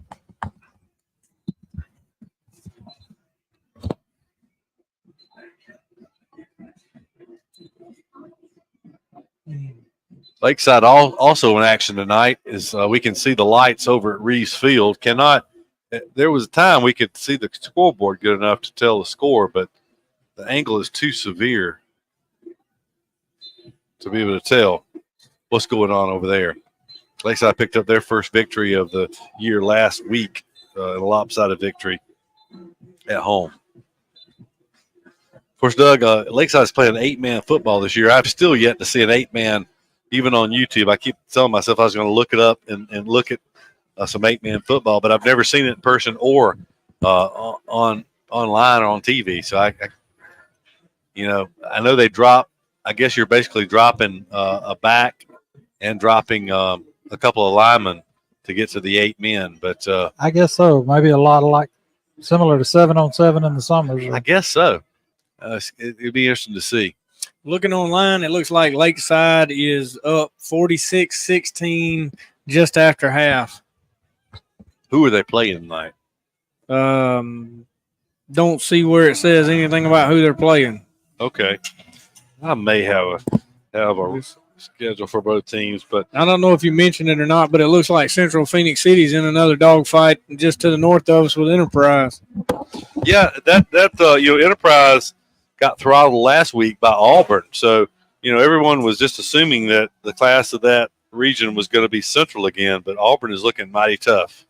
That game last week ended with Dothan driving to score to tie the game to force it to overtime, and just ran out of time. And Phil was 1 yard too long. They marked him out at the 1 yard line. So. I did not realize that's the way it ended. So that was some kind of ending to that game if it was that close. Yeah, it was very close. They were fighting. Dothan was fighting, giving them all they wanted. It's just that 7A Region 2, we talked about it one time before. 7A Region 2, that's kind of like 5A Region 2. It's just kind of a gauntlet. You go through it and you don't want to win. It's just week in, week out. You got to bring your best game. Well, I know there were. Well, you had Auburn, Central, Carver, Enterprise, and Dothan all ranked in the top 10.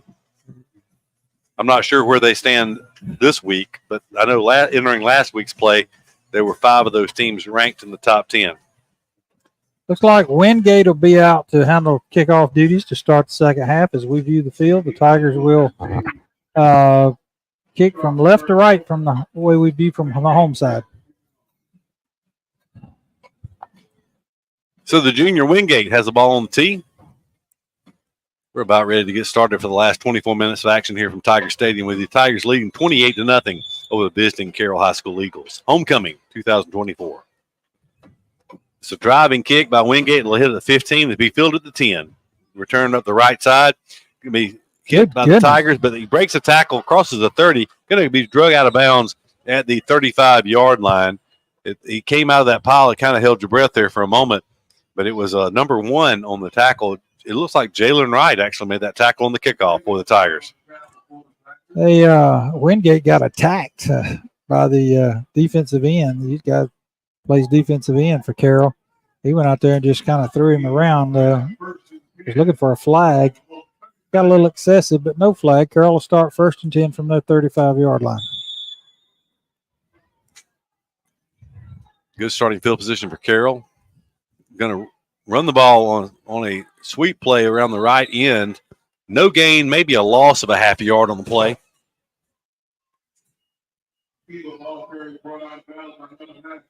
Fifth possession. Only 4 possessions for Carroll in the first half.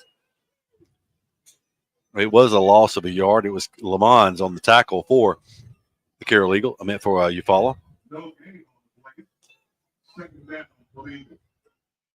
2nd and 11.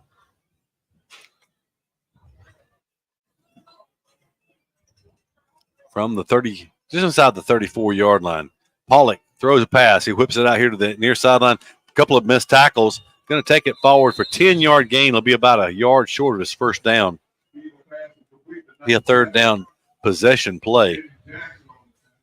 Ben Jackson making the tackle for Eufaula. And the receiver for Carroll shaking up. They're going to have to stop the clock here to get him off the field.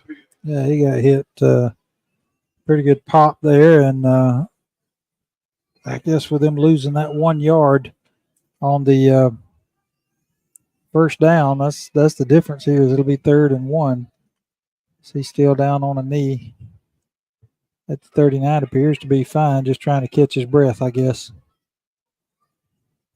He's up and will work his way to the sideline.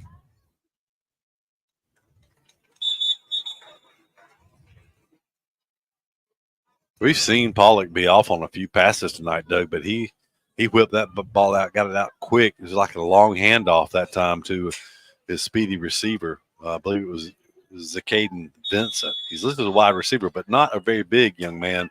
5'7", 125 is what he's listed at. He is a junior. So on 3rd and 1, it'll be a pistol formation here for the Carroll Eagles. One back behind Pollock. He will take the snap.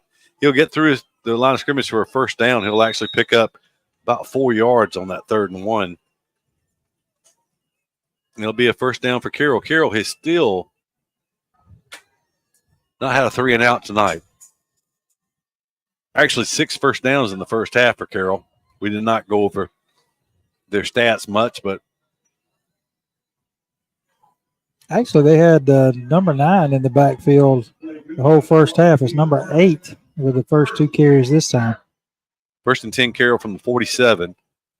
Pollock looking to throw. He's going to throw it across for a short gain. It would be to midfield if the play stands, but there's a flag on the field. They're actually going to spot it at the 49. So complete pass for only 2 yards, but we'll see. Look for holding. Yep. It will be holding against the offense.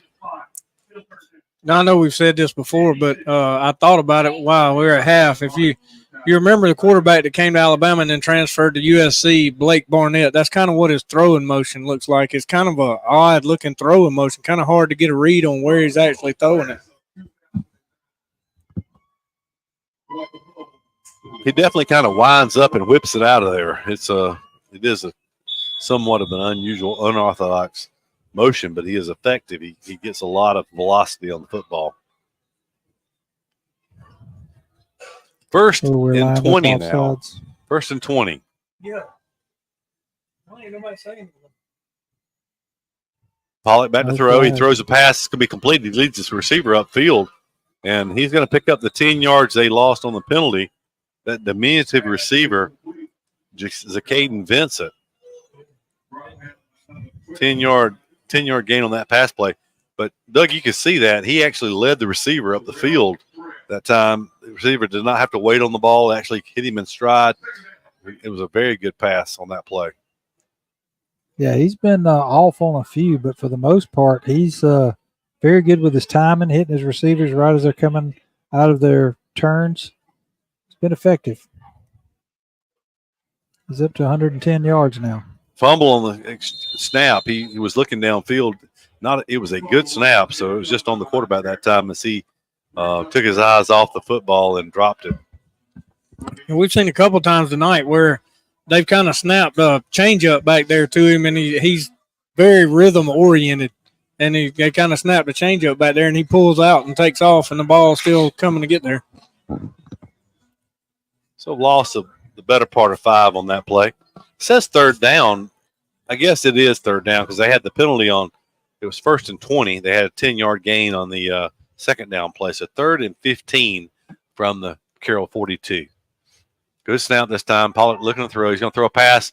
It is nearly nearly intercepted. There were 2 Tigers over there, and Carroll's fans are yelling, but yeah, he might have. He got there bang bang, or either he got there a little bit early, and they're working the officials hard over there on that one. So it'll bring up a 4th and 15. Stops clock with 8:28 to go here in the third quarter. If you tuned in late, it is 28-0. Eufaula leads this one. They led 28-0 at halftime. They have not had the ball yet here in the second half. Carroll will punt it away from their 42-yard line. Fumbled the last snap on the last punt they attempted. Yeah. It takes a long time. We came after it. 10, he gets it away, and 9. wisely, we get away from the punt. Zakai Steele just lets it roll. It's going to roll dead about the 22-yard line where the Tigers will take over with a 1st and 10 for the first possession here of the third quarter. Yeah, that punt, I don't know if it was the same punter or not, but it had a little arch to it as it got back there, but it got back there in good shape. It was about 8 Tigers, all very close to him when he kicked it, but the Tigers will take over at their own 22-yard line, it appears, with 8 minutes and 18 seconds left to go. In the third quarter, they'll get their first possession of the second half. We'll see if McCoy and Steele can. McCoy is in at quarterback. He hands off to, I believe, Jalen Wright. We will see. No, it's Satorian Slaughter on that carry. Satorian Slaughter ahead for about 3 yards on that play. 2nd down, 7.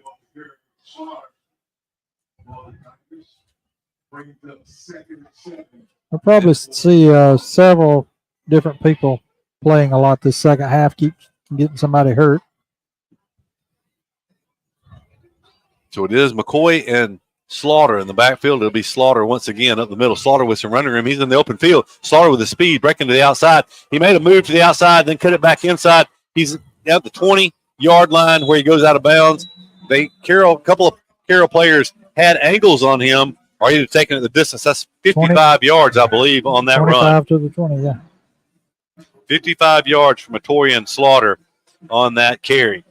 1st and 10 Tigers from the Carroll Eagle 20-yard line. A big hole that time he had to run through.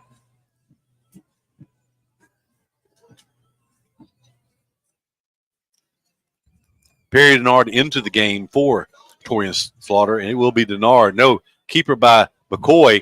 Defensive end did a good job. He played both. He played the quarterback and the running back that time. He brought McCoy down for a loss of 5 yards, we'll call it.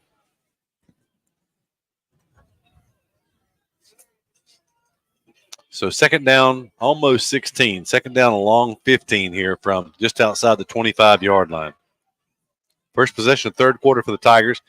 In the backfield now is Torian Slaughter along with Perry Denard. They flank Ty McCoy. McCoy keeps it again, but it's going to work out. He's a busted play. He's going to take it inside he's going to go for a touchdown. There's a flag down. A flag lies at the line of scrimmage. So it's either going to be movement on the Tigers or it's going to be offsides on the defense. They're bringing it back. They're going to bring it back. I don't know if you noticed that time, Carroll, he just kind of got away from a 4-3 defense. They're putting all 7 folks up on the line, just standing them up and coming wide open. That was kind of a busted play. He wanted to give it, and then he kind of stood there holding it out and realized he had to run. And fortunately, the receivers went deep on that side, did a good job blocking. He was able to take it in, but it's going to be a 10-yard penalty from the line of scrimmage. So it'll take it back out to about the 35-yard line. The Tigers will have second down all over again. It has been kind of the Tigers have put up some really good numbers with 4 touchdown passes in this game. But with the penalties and some other things, it's just been kind of discombobulated.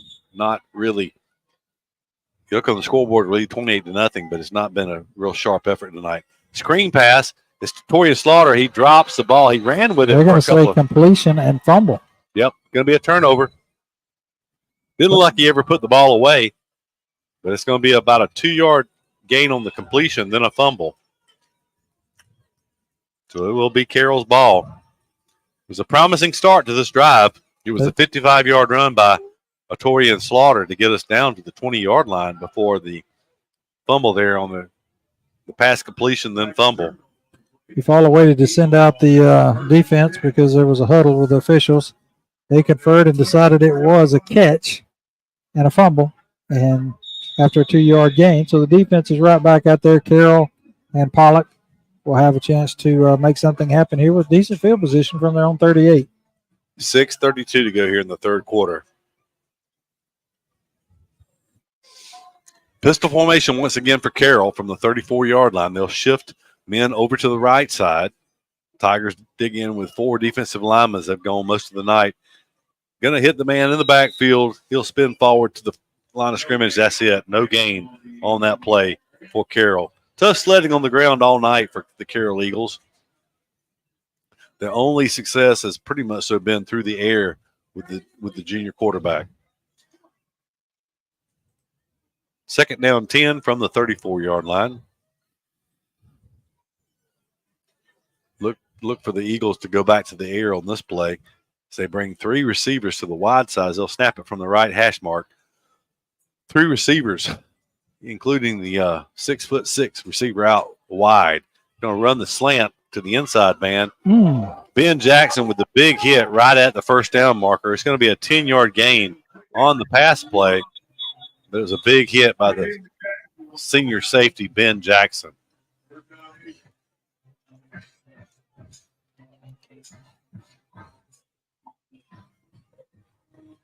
If nothing else, it's a heat timeout. I guess with the timeout on the field, we'll take a timeout as well. Be back after this commercial break. Of all the improvements you can make to your home, it could be the most important is not seen or heard, only felt. The ultra-quiet, energy-efficient Carrier Infinity Home Comfort System provides premium comfort with a whole-home air purifier that gives you confidence you're breathing healthier air. It's an essential part of any healthy home.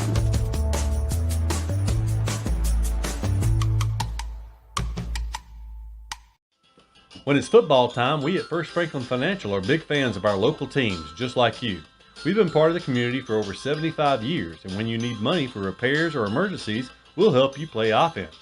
We offer fixed-rate loans up to $15,000 with easy payment plans and fast approvals. Visit 1ffc.com to find the location near you.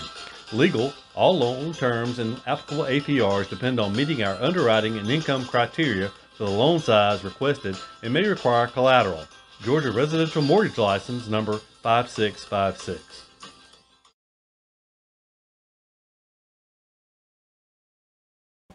Back in the Brown Heat Air broadcast booth at Tiger Stadium, and it was a false alarm here. They called everyone back out on the field, but then they sent them back to the sidelines. But we're here anyway, and we were talking during the timeout.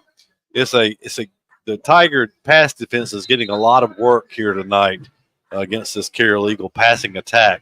And Doug, we were talking about, I know you're charting Pollock, I guess. How many pass attempts has Carroll made so far? 21.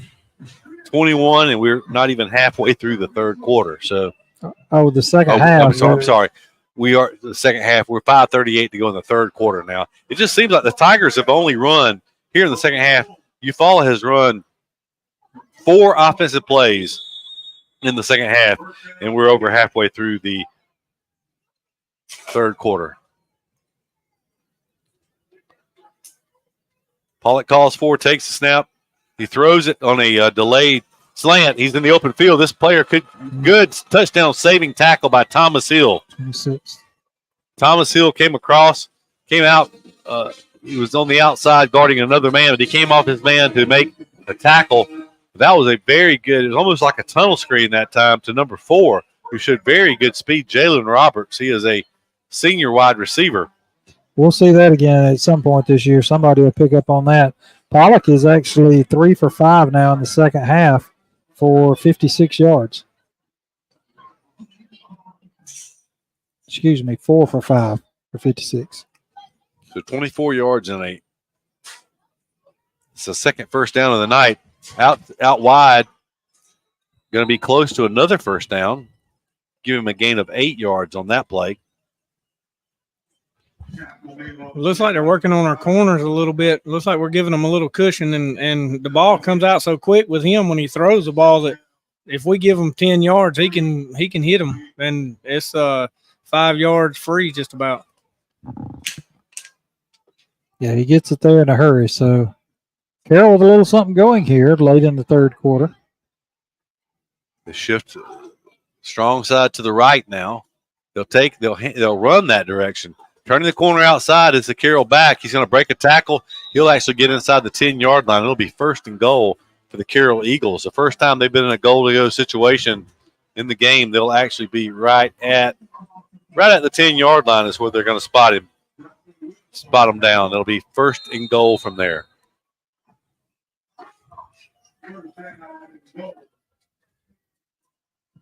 Carroll's taking a timeout here. Somebody's taking a timeout. Eufaula. Let's go down to the Spectra Care sideline report with John Wayne. John Wayne, why is Carroll being successful in this drive so far?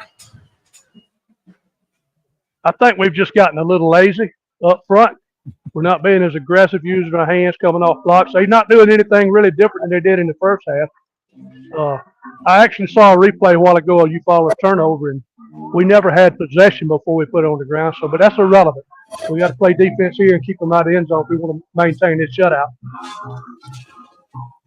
Yeah, Coach is giving them an earful right here. He's really putting a challenge on them. And that's what they need. It's like we got 28. We're up 28-0. We can just sit back and relax. But I think Coach is giving them a little encouragement. If you want a shutout, you got to earn a shutout. They ain't gonna give you nothing.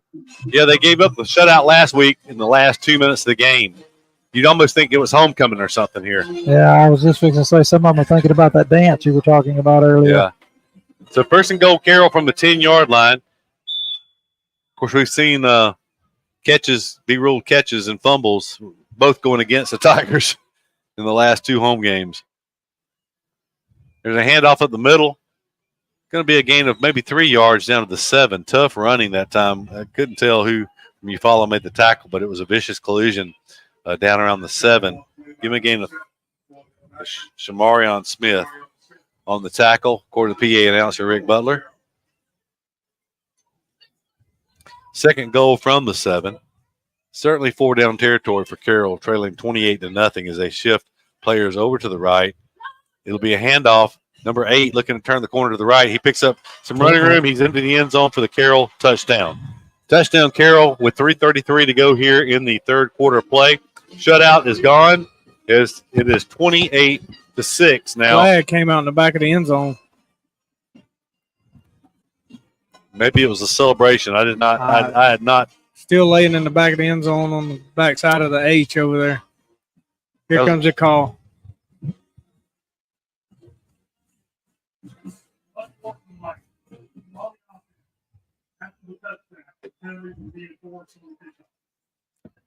That was a 6-play, 66-yard drive by Carroll. Took 2 minutes and 59 seconds off the clock. After the ruled turnover on the drop pass. Yeah, you don't know what would have happened. Tigers would have had 3rd and long, but they would have had the ball. There's a snap, placement. The kick is up. The kick looks to be good. Officials confirm that it is. So 28-7 is your new score. with 3:33 to go here in the third quarter of play. Not been a good look so far in the second half for the Eufaula Tigers. Carroll has run 12 plays to 4 plays for the Tigers so far. And total offense, Carroll, I guess it's not that much lopsided because the Tigers actually had a 55-yard run on the last possession before the turnover. But if you weren't with us 2 weeks ago when the Tigers played Catholic completed a long pass down the field. I say completed. The receiver never had possession of the ball. It was punched out by the Tiger defender, but it was picked up by one of the Catholic Knights, and he stepped across the goal line. They ruled it a catch, fumble, and a scoop and score. It really kind of broke that game open because it was 14-0 at that point, and it really, or was it 7-0 at that point? I can't remember, but I think it was 7-0 at that point. It really kind of blew the game open after they got that easy touchdown to go up 2 scores. Almost a full moon across the way.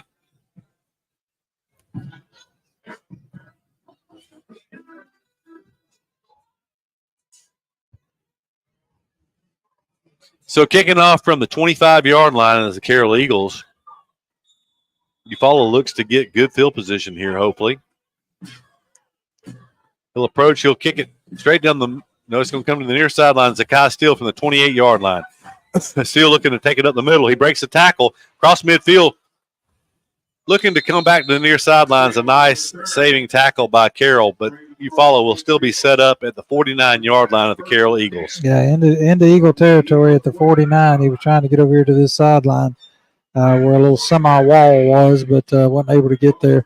3 minutes and 26 seconds to work in the third quarter of play. Tigers will go to work from there. It'll be McCoy at quarterback for the Tigers.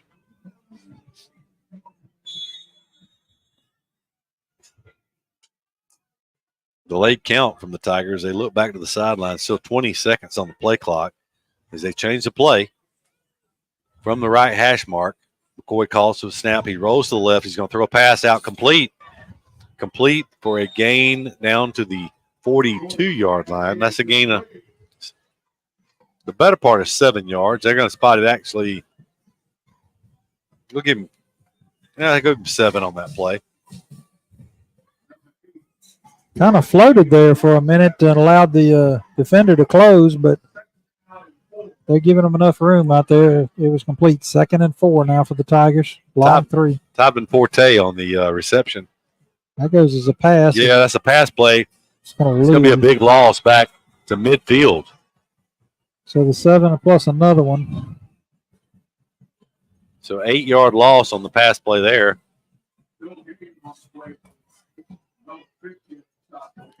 50. Rick was real generous there. He said no gain. Actually, it was only a 7-yard loss is where they're marking. It's 3rd and 10, though. They just kicked the football. Carroll kicked the football. 3rd and 10 from the 49-yard line. The Tigers with good field position to start here, but Carroll is playing inspired right now. Carroll's offsides, no flag. McCoy's going to throw a pass on the run intended for Torian Slaughter. It was a pretty good pass. It's not quite within the grasp of Torian Slaughter. It's going to be a 3 and out for Eufaula. 3 straight passes. And the first punt of the night for Eufaula. And Carroll will get the ball back with a chance to make something happen.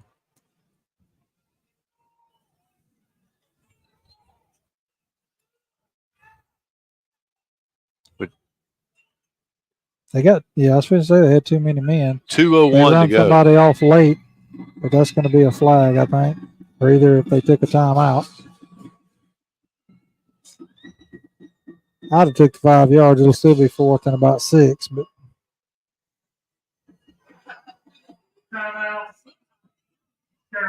they took the timeout. Carroll takes it timeout to avoid the 5-yard penalty, but they may need that later on. That's the first one of the half. It shows Eufaula's taking one and Carroll's taking one. Eufaula took one as Carroll was in the red zone before they scored a moment ago, so both teams with 2 timeouts left. It's Adam Velazquez Alvarez in to kick this ball away or punt this ball away for Eufaula. It's the first punt formation for the Tigers tonight. You know, last week McCoy was out with the injury, and you kind of wonder if some of the stuff that you're seeing tonight's not just him being young and coming back from an injury. You know, an injury it weighs on you mentally. It weighs on you, and you just wonder if some of this stuff, because he's looked indecisive at times, and then he's looked real sharp at times. He's looked really good at times. Well, he had 3 touchdown passes in the first half. So that's what he looks real good at times, and then you just wonder if that plays anything into it. There's a snap, good snap from and good kick by he got that away. Alvarez, and it's going to roll. And Carroll's going to be running. He hit it. I think Carroll touched it. If he did, Eufaula's going to have the ball. There's a flag back. It's going to be at least running into the kicker. I don't know how that ball got out of there. We're going to decline that penalty, and Eufaula's going to get the football. For some reason, the Carroll return man, it took a big bounce towards the goal line. Carroll would have been pinned down inside their 10-yard line, but instead it's going to be Eufaula football, first and goal from the 5, it appears. Yeah, they're still standing back at the 50. The flag is all the way back at the 35. I don't think those officials realize they touched the ball down there and that it's Eufaula's ball. They haven't relayed that to them yet. But they're still thinking, hey, I've got a running in or a roughing the kicker back up this way. And the other officials have said it. Eufaula's ready to go, but the head official still does not have a clue that somebody touched the ball. And he's getting the word now. They're going to say personal foul. So that's roughing the kicker, and it's going to be declined, and we'll take the result of the play. Somebody have to run back there and about. Well, actually, they're going to leave the flag. Well, no, he's going to. Well, nah. He said, I hope the camera was on him. Well, he was. He looked back. He said, 30 yards back, just pick up that flag. We'll get it on the kickoff. Yeah. I've never seen that. There's going to be a flag laying back at the 30. It's just inside the 35-yard line. Eufaula's going to snap it first and goal from just outside the 5. We'll call it the 6-yard line. I want to see a penalty now just to see if he throws his hat. They have a backup flag. Jalen Wright at quarterback. He'll hand off. And Carroll getting good penetration. We didn't see any of this in the first half. That's going to be a loss of a yard on the play. 82. I mean, Carroll's winning the line of scrimmage on both sides. Their D-line on the Eufaula offensive line and the other way around now. That was not the case early in the game.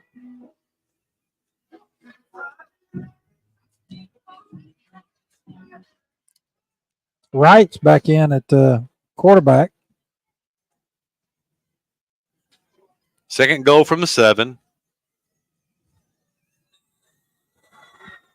So 4 straight plays. Oh, he does have a backup flag. But this is going to be false start against the Tigers. But, Doug, we had a first and goal from the 3. We ended up, after 2 losses on run plays, we threw a pass for 7 yards and a touchdown. The other time we had first and goal from the 3-yard line, and we went backwards 23 yards, did not get any points. This was first and goal from the 6. Now we've gone back on a play, loss of a yard on the run. Now a loss of 5 on the penalty. It's second goal from the 12. Jalen Wright pulls it down. He's going to be tackled for a loss of a yard or at least no gain on the play. Call it no gain. It'll be third and goal. Third and goal.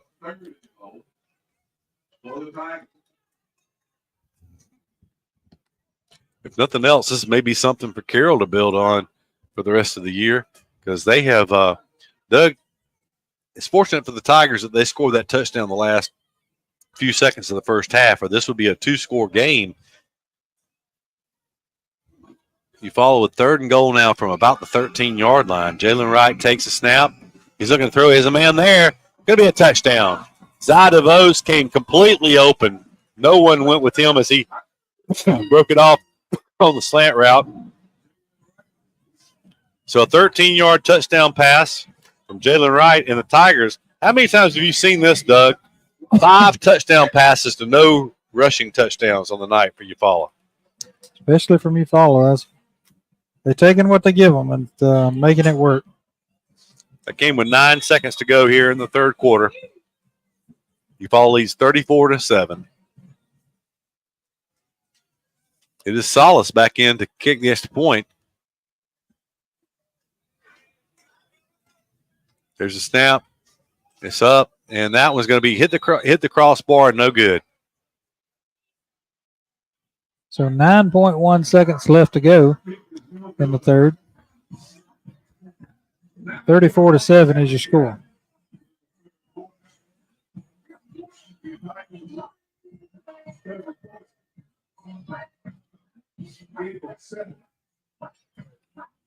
And Rick's even getting tired tonight because he just said Eufaula 34, Greenville 7. So. Greenville.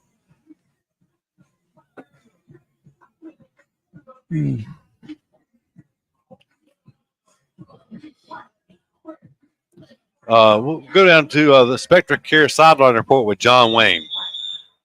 Yeah, Anyway. I got a report a while ago that Catholics up on Charles Henderson 34-6 in the third quarter. So looks like they're pretty strong in our region right now. Good drive by the Tigers right there. Again, we get inside the 5 and we go backwards before we can go forward again. Yeah, that's with 3 first and goal situations, the Tigers scored twice, but they went backwards on all 3 possessions, failing to score on 1. They're actually the best of all, taking over after the turnover at the 3-yard line. But 34-7, the Tigers lead. It's popped up by Solace. It's going to hit, and it's going to go out of bounds. Well, that was very close to staying in bounds. Had some backward spins, and that Solace with a pooch kick, showing he's got more than just booting it deep in his repertoire there. There's a flag on the field, and it's not the one left over, so we'll see.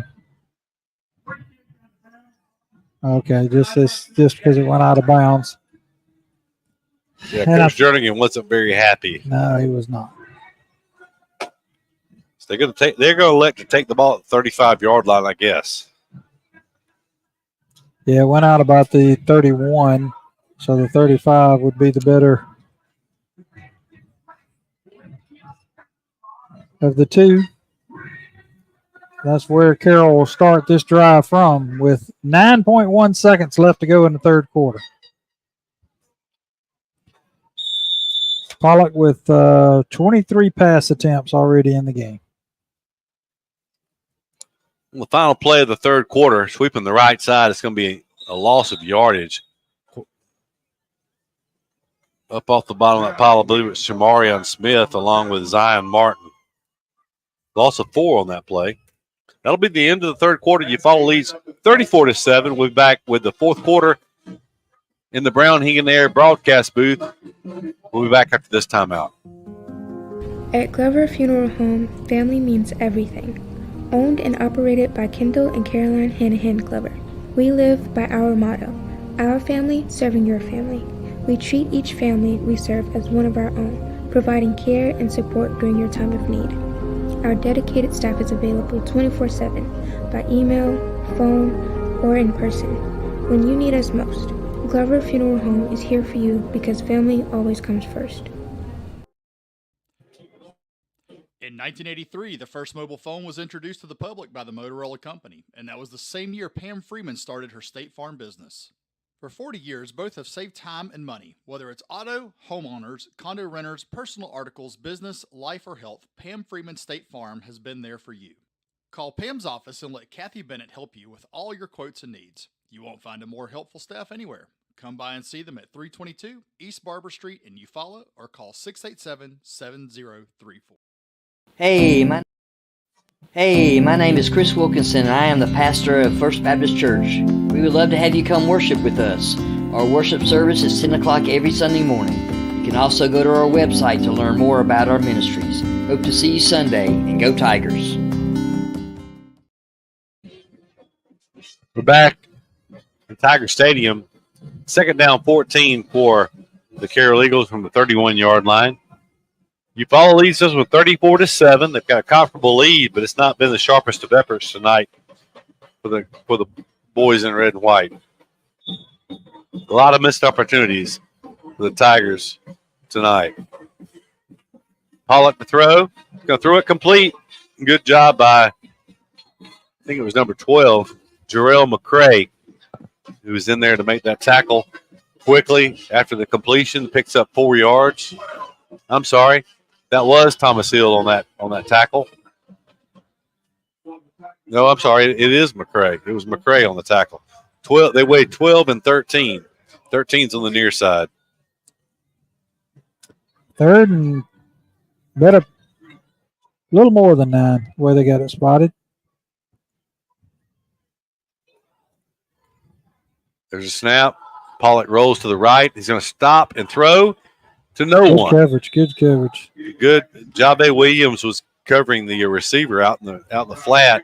He was the closest person to the ball, but it was over 5 yards wide that time. I think that's the first time I've seen them line up and run a play tonight and not shift before the snap of the ball. Well, that was, don't look yet, but that was Carroll's first 3 and out of the night. Now they've had a little trouble punting tonight as snaps have not been the best in the world. But that one is a good one. It comes down. He takes a pause, but he gets it away. So high, but it takes a Carroll roll. Wisely getting away from it, Zakai Steele. It's going to roll dead at the 35-yard line. So a 30-yard punt, 35 to 35. And Eufaula will take over. 1st and 10 from the 35-yard line. You know, Doug, I think you'd like to see the Tiger offense stick one more in the end zone, and then let's just run the ball and get out of here with a victory. Well, they can do it running the ball if that's what they so choose. They got Denard in there with that McCoy at quarterback right now. That has not been the best combination so far tonight. Carroll just blitzes every play when they're back there, and they do again. Yep, and Denard's hit in the backfield. He's going to go down for a loss of a yard on the play. If we ever run play action pass on that, it should be open if we have time to throw. I'm not sure if we have some kind of tendency or what, but when it's been McCoy and Denard in the backfield, they just blitz everybody, and maybe we don't throw out of that set. I don't know. Sometimes you gotta self-scout yourself. Right. Well, Tigers with 2nd 11. That did keep the clock running. We're under 11 to go here. Tigers comfortably ahead by 27, 10-24 in the clock running. Coy calls for the snap. He'll hand it off to Torian Slaughter, who pecks through his line. He's going to take it forward for about 9 yards. He takes it to the 43-yard line. He'll be about 2 yards shy of his first down. It'll be 3rd and 2.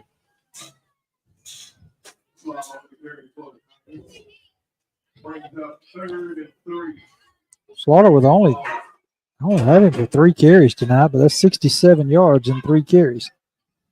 Tigers using plenty of play clock, taking their time here as we're in the 4th quarter. 9:50 on a running clock on 3rd and 2. Tigers like to convert here, keep this clock moving, and get out of here with a victory. McCoy's going to keep it. They did break a tendency that time. He will have his first down after they kind of danced for 3 yards. Almost looked like a slow dance there, Jimmy. Yeah, it looked a little funny. He's holding that mesh as long as he can. 6 yards on that gain.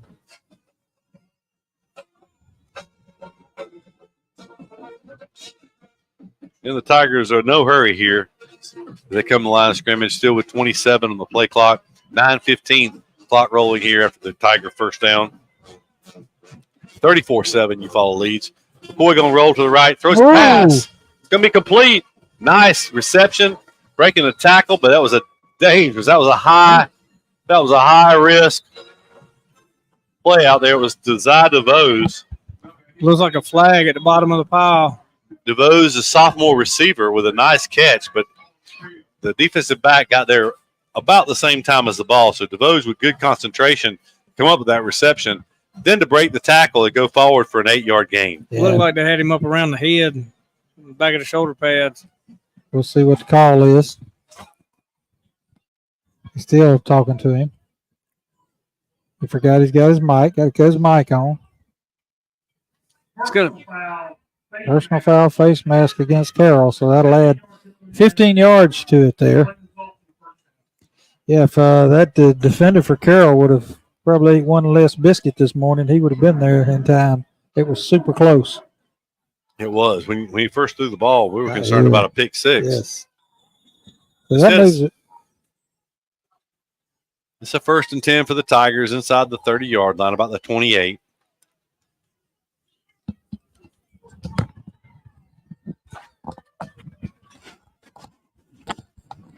Eufaula is in no hurry here. The clock is running, but they do hand it off. Breaking into the open field is going to be a Torian Slaughter. He's going to be tripped up on a shoestring tackle. Nice tackle by 19 at the 20-yard line. So that'll be an 8-yard gain. It looked like it would be much more, but it was a saving tackle by number 19. It was Christian Morris for Carroll, who made a nice tackle of the speedy Torian Slaughter. 26 seconds on the play clock. Tigers in no hurry, calling at 8 minutes and 6 seconds. Clock rolling to go in the fourth quarter here. Tigers lead 34-7. Is McCoy and Slaughter in the backfield. 4 wide receivers. Going to hand off to Slaughter. He slips through. There was one man there. Slaughter sees the goal line. He's going to be run out of bounds. Got punched in the back as he went out of bounds. Maybe they punched the ball out is what happened. But it's going to be 1st and goal Tigers from the 5-yard line. So that's another 15-yard run for Slaughter. Give Slaughter 90 yards on 5 carries on the night. Okay, guys, 1st and goal once again. 1st and goal from the 5. Let's have a positive play here.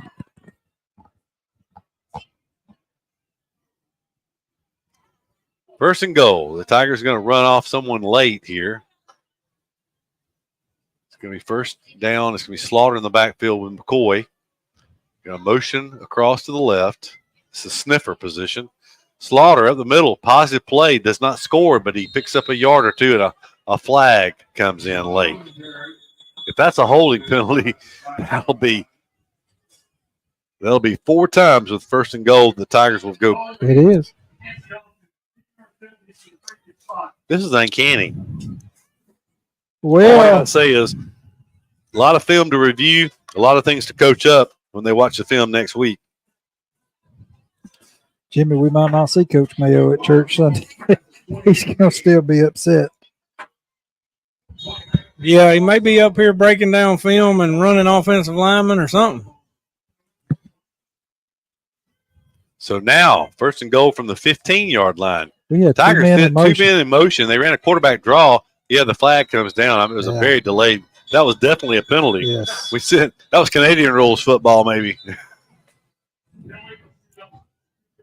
Well, Keith had to say something, didn't he? He did. He brought it up, and I would have took it in the play for no gain, but instead we've gone backwards. We're looking at the positive here. Steele's got 5 carries on the night for 90 yards. All they did was back it up. We're going to give the ball to Steele here in a minute. He's going to reel off a touchdown, get over 100 yards, and we're going to get in with a rushing touchdown because they've all been passing. I don't know. Maybe we need to go back to passing and throw it in because that's the only way we've scored tonight. Unless the guy still had over 100 yards receiving, I want to say at Russell County, didn't he? Can't remember. But he's been over 100 one time this year, I think. So we'll see. Is Jalen Wright back in at quarterback? He is. And the play clock got to 0. And I don't know if we got a timeout or if they did get a timeout. Let's go to John Wayne and see what John Wayne's got going on down there on the sideline late in this game. Take it away, John Wayne.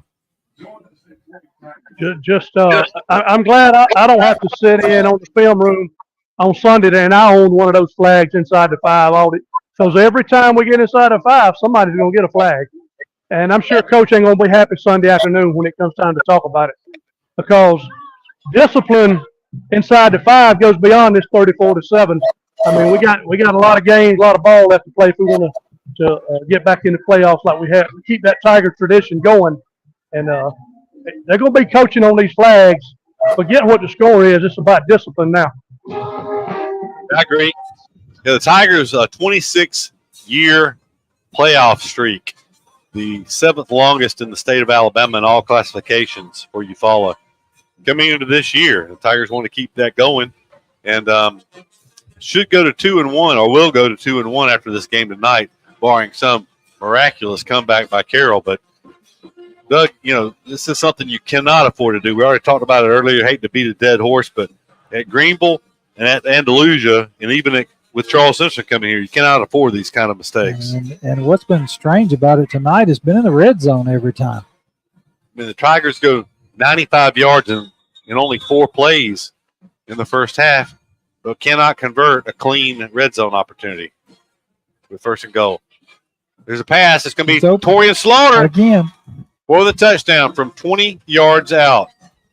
I think that's a perfect example of just the young athleticism of this team. I mean, it's just they're not older football players. They're not disciplined. They're just young, wild athletes, I guess you could say. You're really saying they're wild stallions? Yeah, they're just wild stallions. They ain't been broke just yet.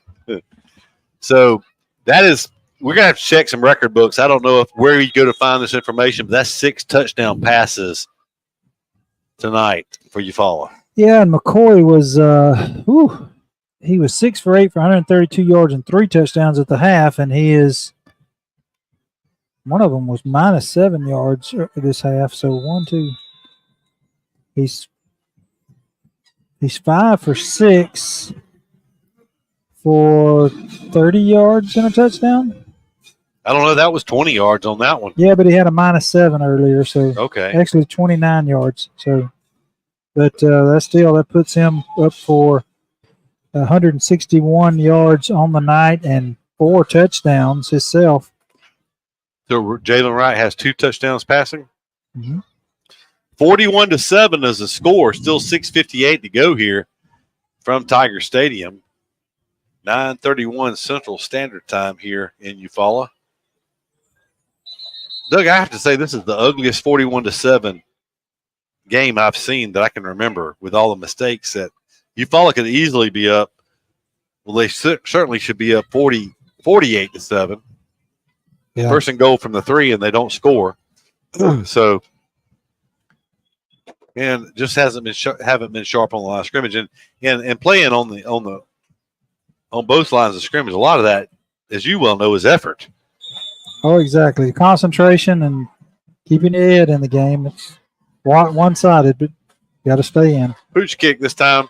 Going to be finally fielded at the 20-yard line. He finally gets it turned around, and it's going to be tackled just across the 25 at the 26-yard line. That's where Carroll will take over with a 1st and 10 from the 26 with 6:51 to go here in the game here. A lot of the homecoming crowd has decided they've seen enough, and they're starting to make their way out to the parking lot. I don't know what evening. What the gunner is. Number 9 has come after Wingate every time he's been out there kicking tonight. I don't think I've ever seen that before. They've obviously made a decision that they're going to send somebody after our kicker. Silas came off the field earlier with his shoulder pads all hanging out. They're going to send somebody after the kicker, I guess, every play, every kickoff. And it ain't to shake his hand. It's been ugly.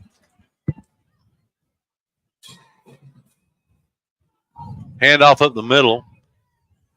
That's a very welcome sight. He'll go forward for 3 yards. That keeps the clock running. 6:40 and counting here. I'm not paid to coach, but on my kickoff, I'd rather have everybody back blocking if I could, instead of somebody down here wrestling a kicker. It really don't make a lot of sense. I know when I played, Eufaula was bad about doing this. They would send, like, if you carried out your play fake, they send that backside defensive end and hit the quarterback every play. He needs to be pursuing the football. Some teams just choose to do that and going after the kicker. I guess kicker's not likely to make the tackle. He's a safety on the kickoff, but I guess he is taking one player out, but still kind of a dirty play. Handoff around the right side. Big hit from Eufaula. It's going to fall forward for a 1st down, but we'll have to see who that was. It was number 25 getting up off the bottom of the pile. Jacaden Jones. He's a sophomore defensive back. He made a big hit that time coming in from corner, but Eufaula has a player injured on the play. And I'm going to tell you, I was just fixing to say, Keith, definitely this year, but there's been a lot of good hard hits tonight by linebackers and secondary of Eufaula on Carroll when they run up in there. They may break the line for a yard or two, but it's been a good pop from the secondary and the linebackers coming up playing run tonight. And it hadn't been once. It's been several times, enough to notice more than normal. Dice Barnett gets up and walks on his own power, so that's a good sign. Dice is one of our defensive linemen. Well, that was the clock should go back in motion here. 5:16 is stopped.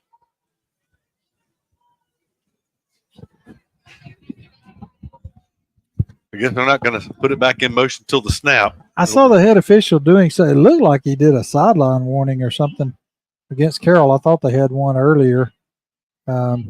Maybe he was motioning to the chains about something, but he's looking at the clock. It's 5:42 now. Did they just put time back on? Yeah. They did. It was 5:16. Yeah, that must have been what that was about. He does have the ability to communicate directly with the press box now with that mic. He doesn't have to go over the PA. Pistol formation, they'll hand it off to the back. He was going to find a little bit of running room. First man there tripping him up was Elliott Clayton. He pulled through that tackle and went on forward to the 46-yard line. That's going to be a gain of 6, almost 7 yards on that play. You know, it just seems like these Carroll backs are running harder now than they ran early in the game. Of course, it helps that they have a little bit more of a lane to run through. They were getting met immediately in the backfield early on. A timeout? Heat timeout. Heat timeout. With that heat timeout, let's take a timeout as well. We'll be back after this commercial break. Since 1953, Flowers Insurance Agency has been protecting you and your assets. Yeah, he brought them back and started the clock, so we're going to be back here at Tiger Stadium. Sorry about Flowers Insurance. We're giving them an extra commercial there, but he decided he wasn't taking a heat timeout, and we're ready to go. Now, taking a timeout again. Of some sort. The coach is going to take a timeout, so let's go back to Flowers Insurance. Since 1953, Flowers Insurance Agency has been protecting you and your assets with policies tailored to your specific needs. Whether it's commercial, personal lines, life insurance, or employee benefits, including your employer-offered health insurance, Flowers Insurance has you covered. With access to over 50 insurance carriers, we provide the trusted service and products you deserve. It's simple. Call Flowers Insurance in downtown Eufaula today and find your peace of mind. In sports, every point counts, and at Alpha Insurance, we know when it comes to your budget, every dollar counts. That's why we work to get you the lowest rates and best discounts available. Plus, every Alpha policy comes with personal service from our hometown team. Call Alpha to start saving today. In Eufaula, call Alpha agent Keith Bryan at 334-687-8268 or stop by our office at 1326A South Eufaula Avenue.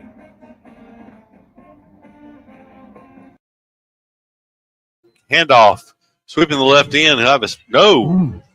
He does have his first down, but that's another big hit from the Tigers. I don't know what it is tonight, Doug, but we've seen more solid hits in this game. I believe that was Jalen Parker.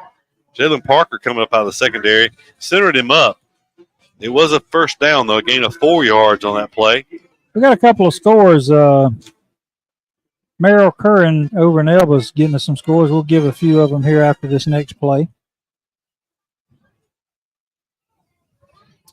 Catholic opening it up on Charles Henderson, 63-6. There's a handoff in the backfield, making some people miss, but when all is said and done, there's no gain, maybe a loss of a yard on that play. All right, Merrill told us Beauregard's leading Elmore County 31-13 in the fourth. Leroy 40-0 over F. Shields. Brantley 53, Elba 44, and that's in the fourth quarter. Hoover 40, Prattville 6. Central 24, Enterprise 21. 34-21 was the final. So Greenville is beating Headland 44-22. And as we said, Catholic 63-6. And that's at Greenville? It's at Greenville, yeah, 44-22.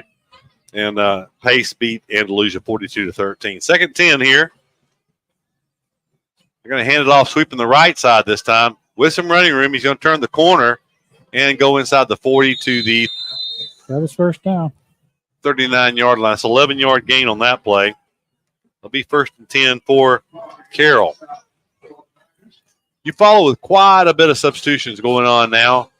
Still a starter or two in there, but mostly non-starters in there right now for the Tigers. 3:15, the clock's running. 1st and 10 for Carroll from the 38-yard line of Eufaula.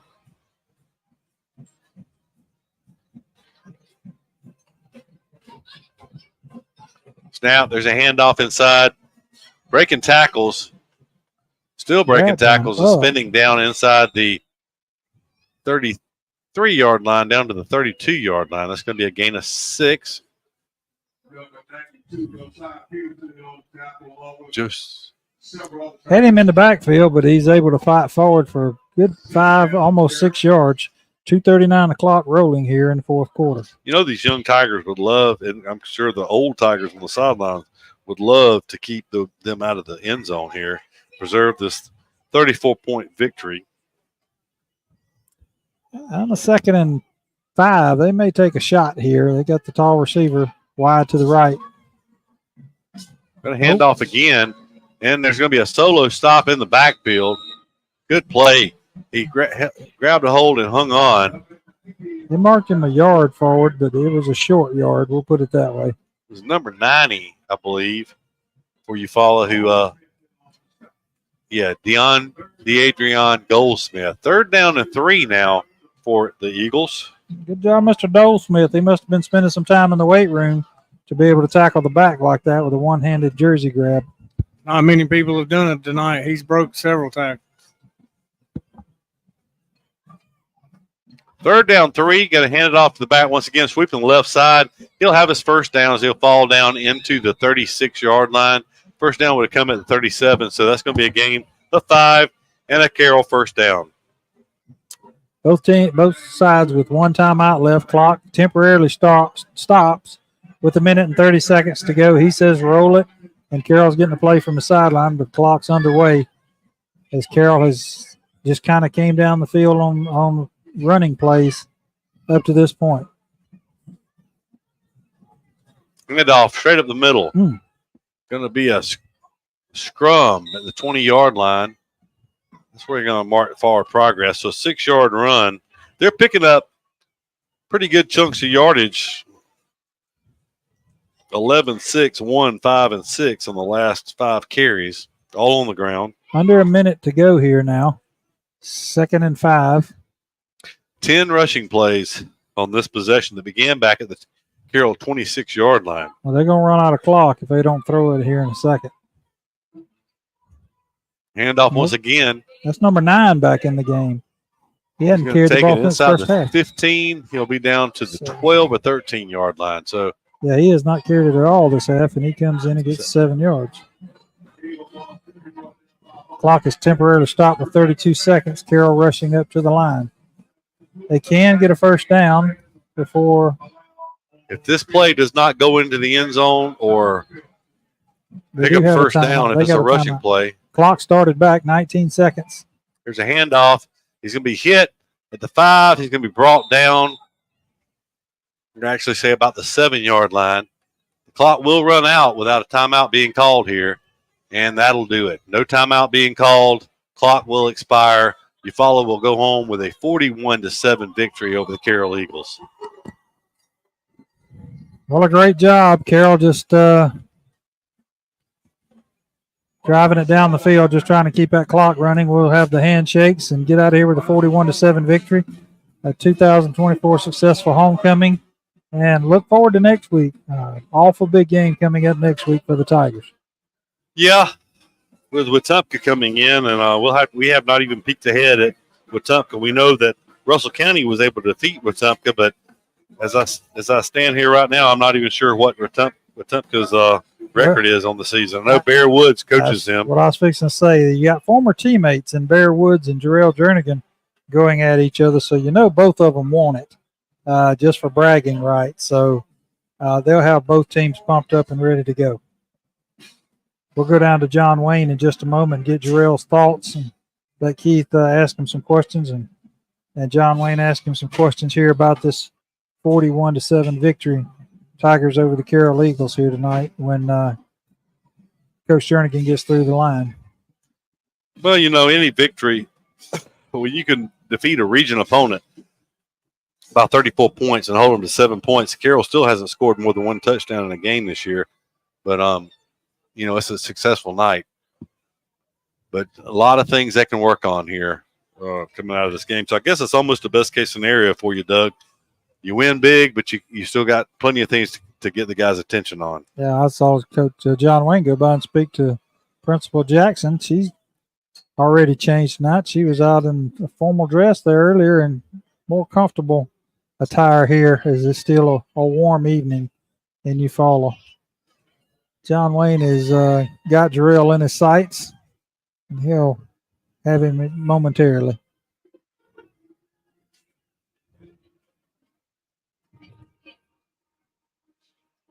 Carroll band plays that song. I don't know what the name of that song is, but it's from the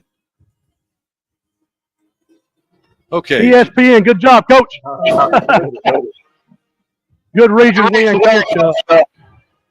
Tigers look good tonight on offense and on defense, but inside that 10-yard line, we just shot out. We got a lot of things to do to get more discipline as we get into this region play and get ready to move forward. I'm going to give the headset and let you talk to the guys. Hey, Coach Jernigan, he pretty much hit the nail on the head. I got to get your thoughts. First of all, congratulations. Anytime you can defeat a region opponent 41-7 on homecoming with the distractions you had to deal with this week with homecoming, congratulations on a win. But several things you can clean up and work on, I'm sure, especially on those first goal-to-go situations. Oh, most definitely, man. We had too many penalties. We got to cut off the penalties if we want to be a good team and go far in the postseason. We had too many mistakes, mental mistakes, where it's holding, bad snaps, not getting lined up on defense, then on special teams, going over there on a punt. When everybody's yelling, Peter, get away from the ball, and you still go to the ball. All right, that's unacceptable right there. That's right. Like I said, it was almost the best case scenario for you. You had a comfortable victory tonight, but plenty of things to keep the guys' attention and coach up for next week. Oh, without a doubt. I can't wait on Sunday. If we get them to come in on Sunday so we can break down this film and show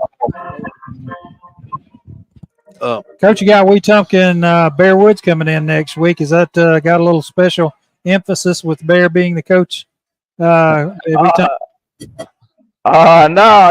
really. That's one of my boys, one of my college teammates that I went to battle with all 4 years in college. Well, we may got some little wagers on it, so I'm pretty sure we'll talk Sunday about it.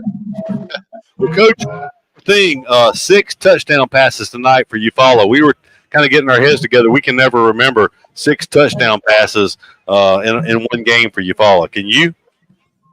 I cannot. But that's kind of what we came in the game.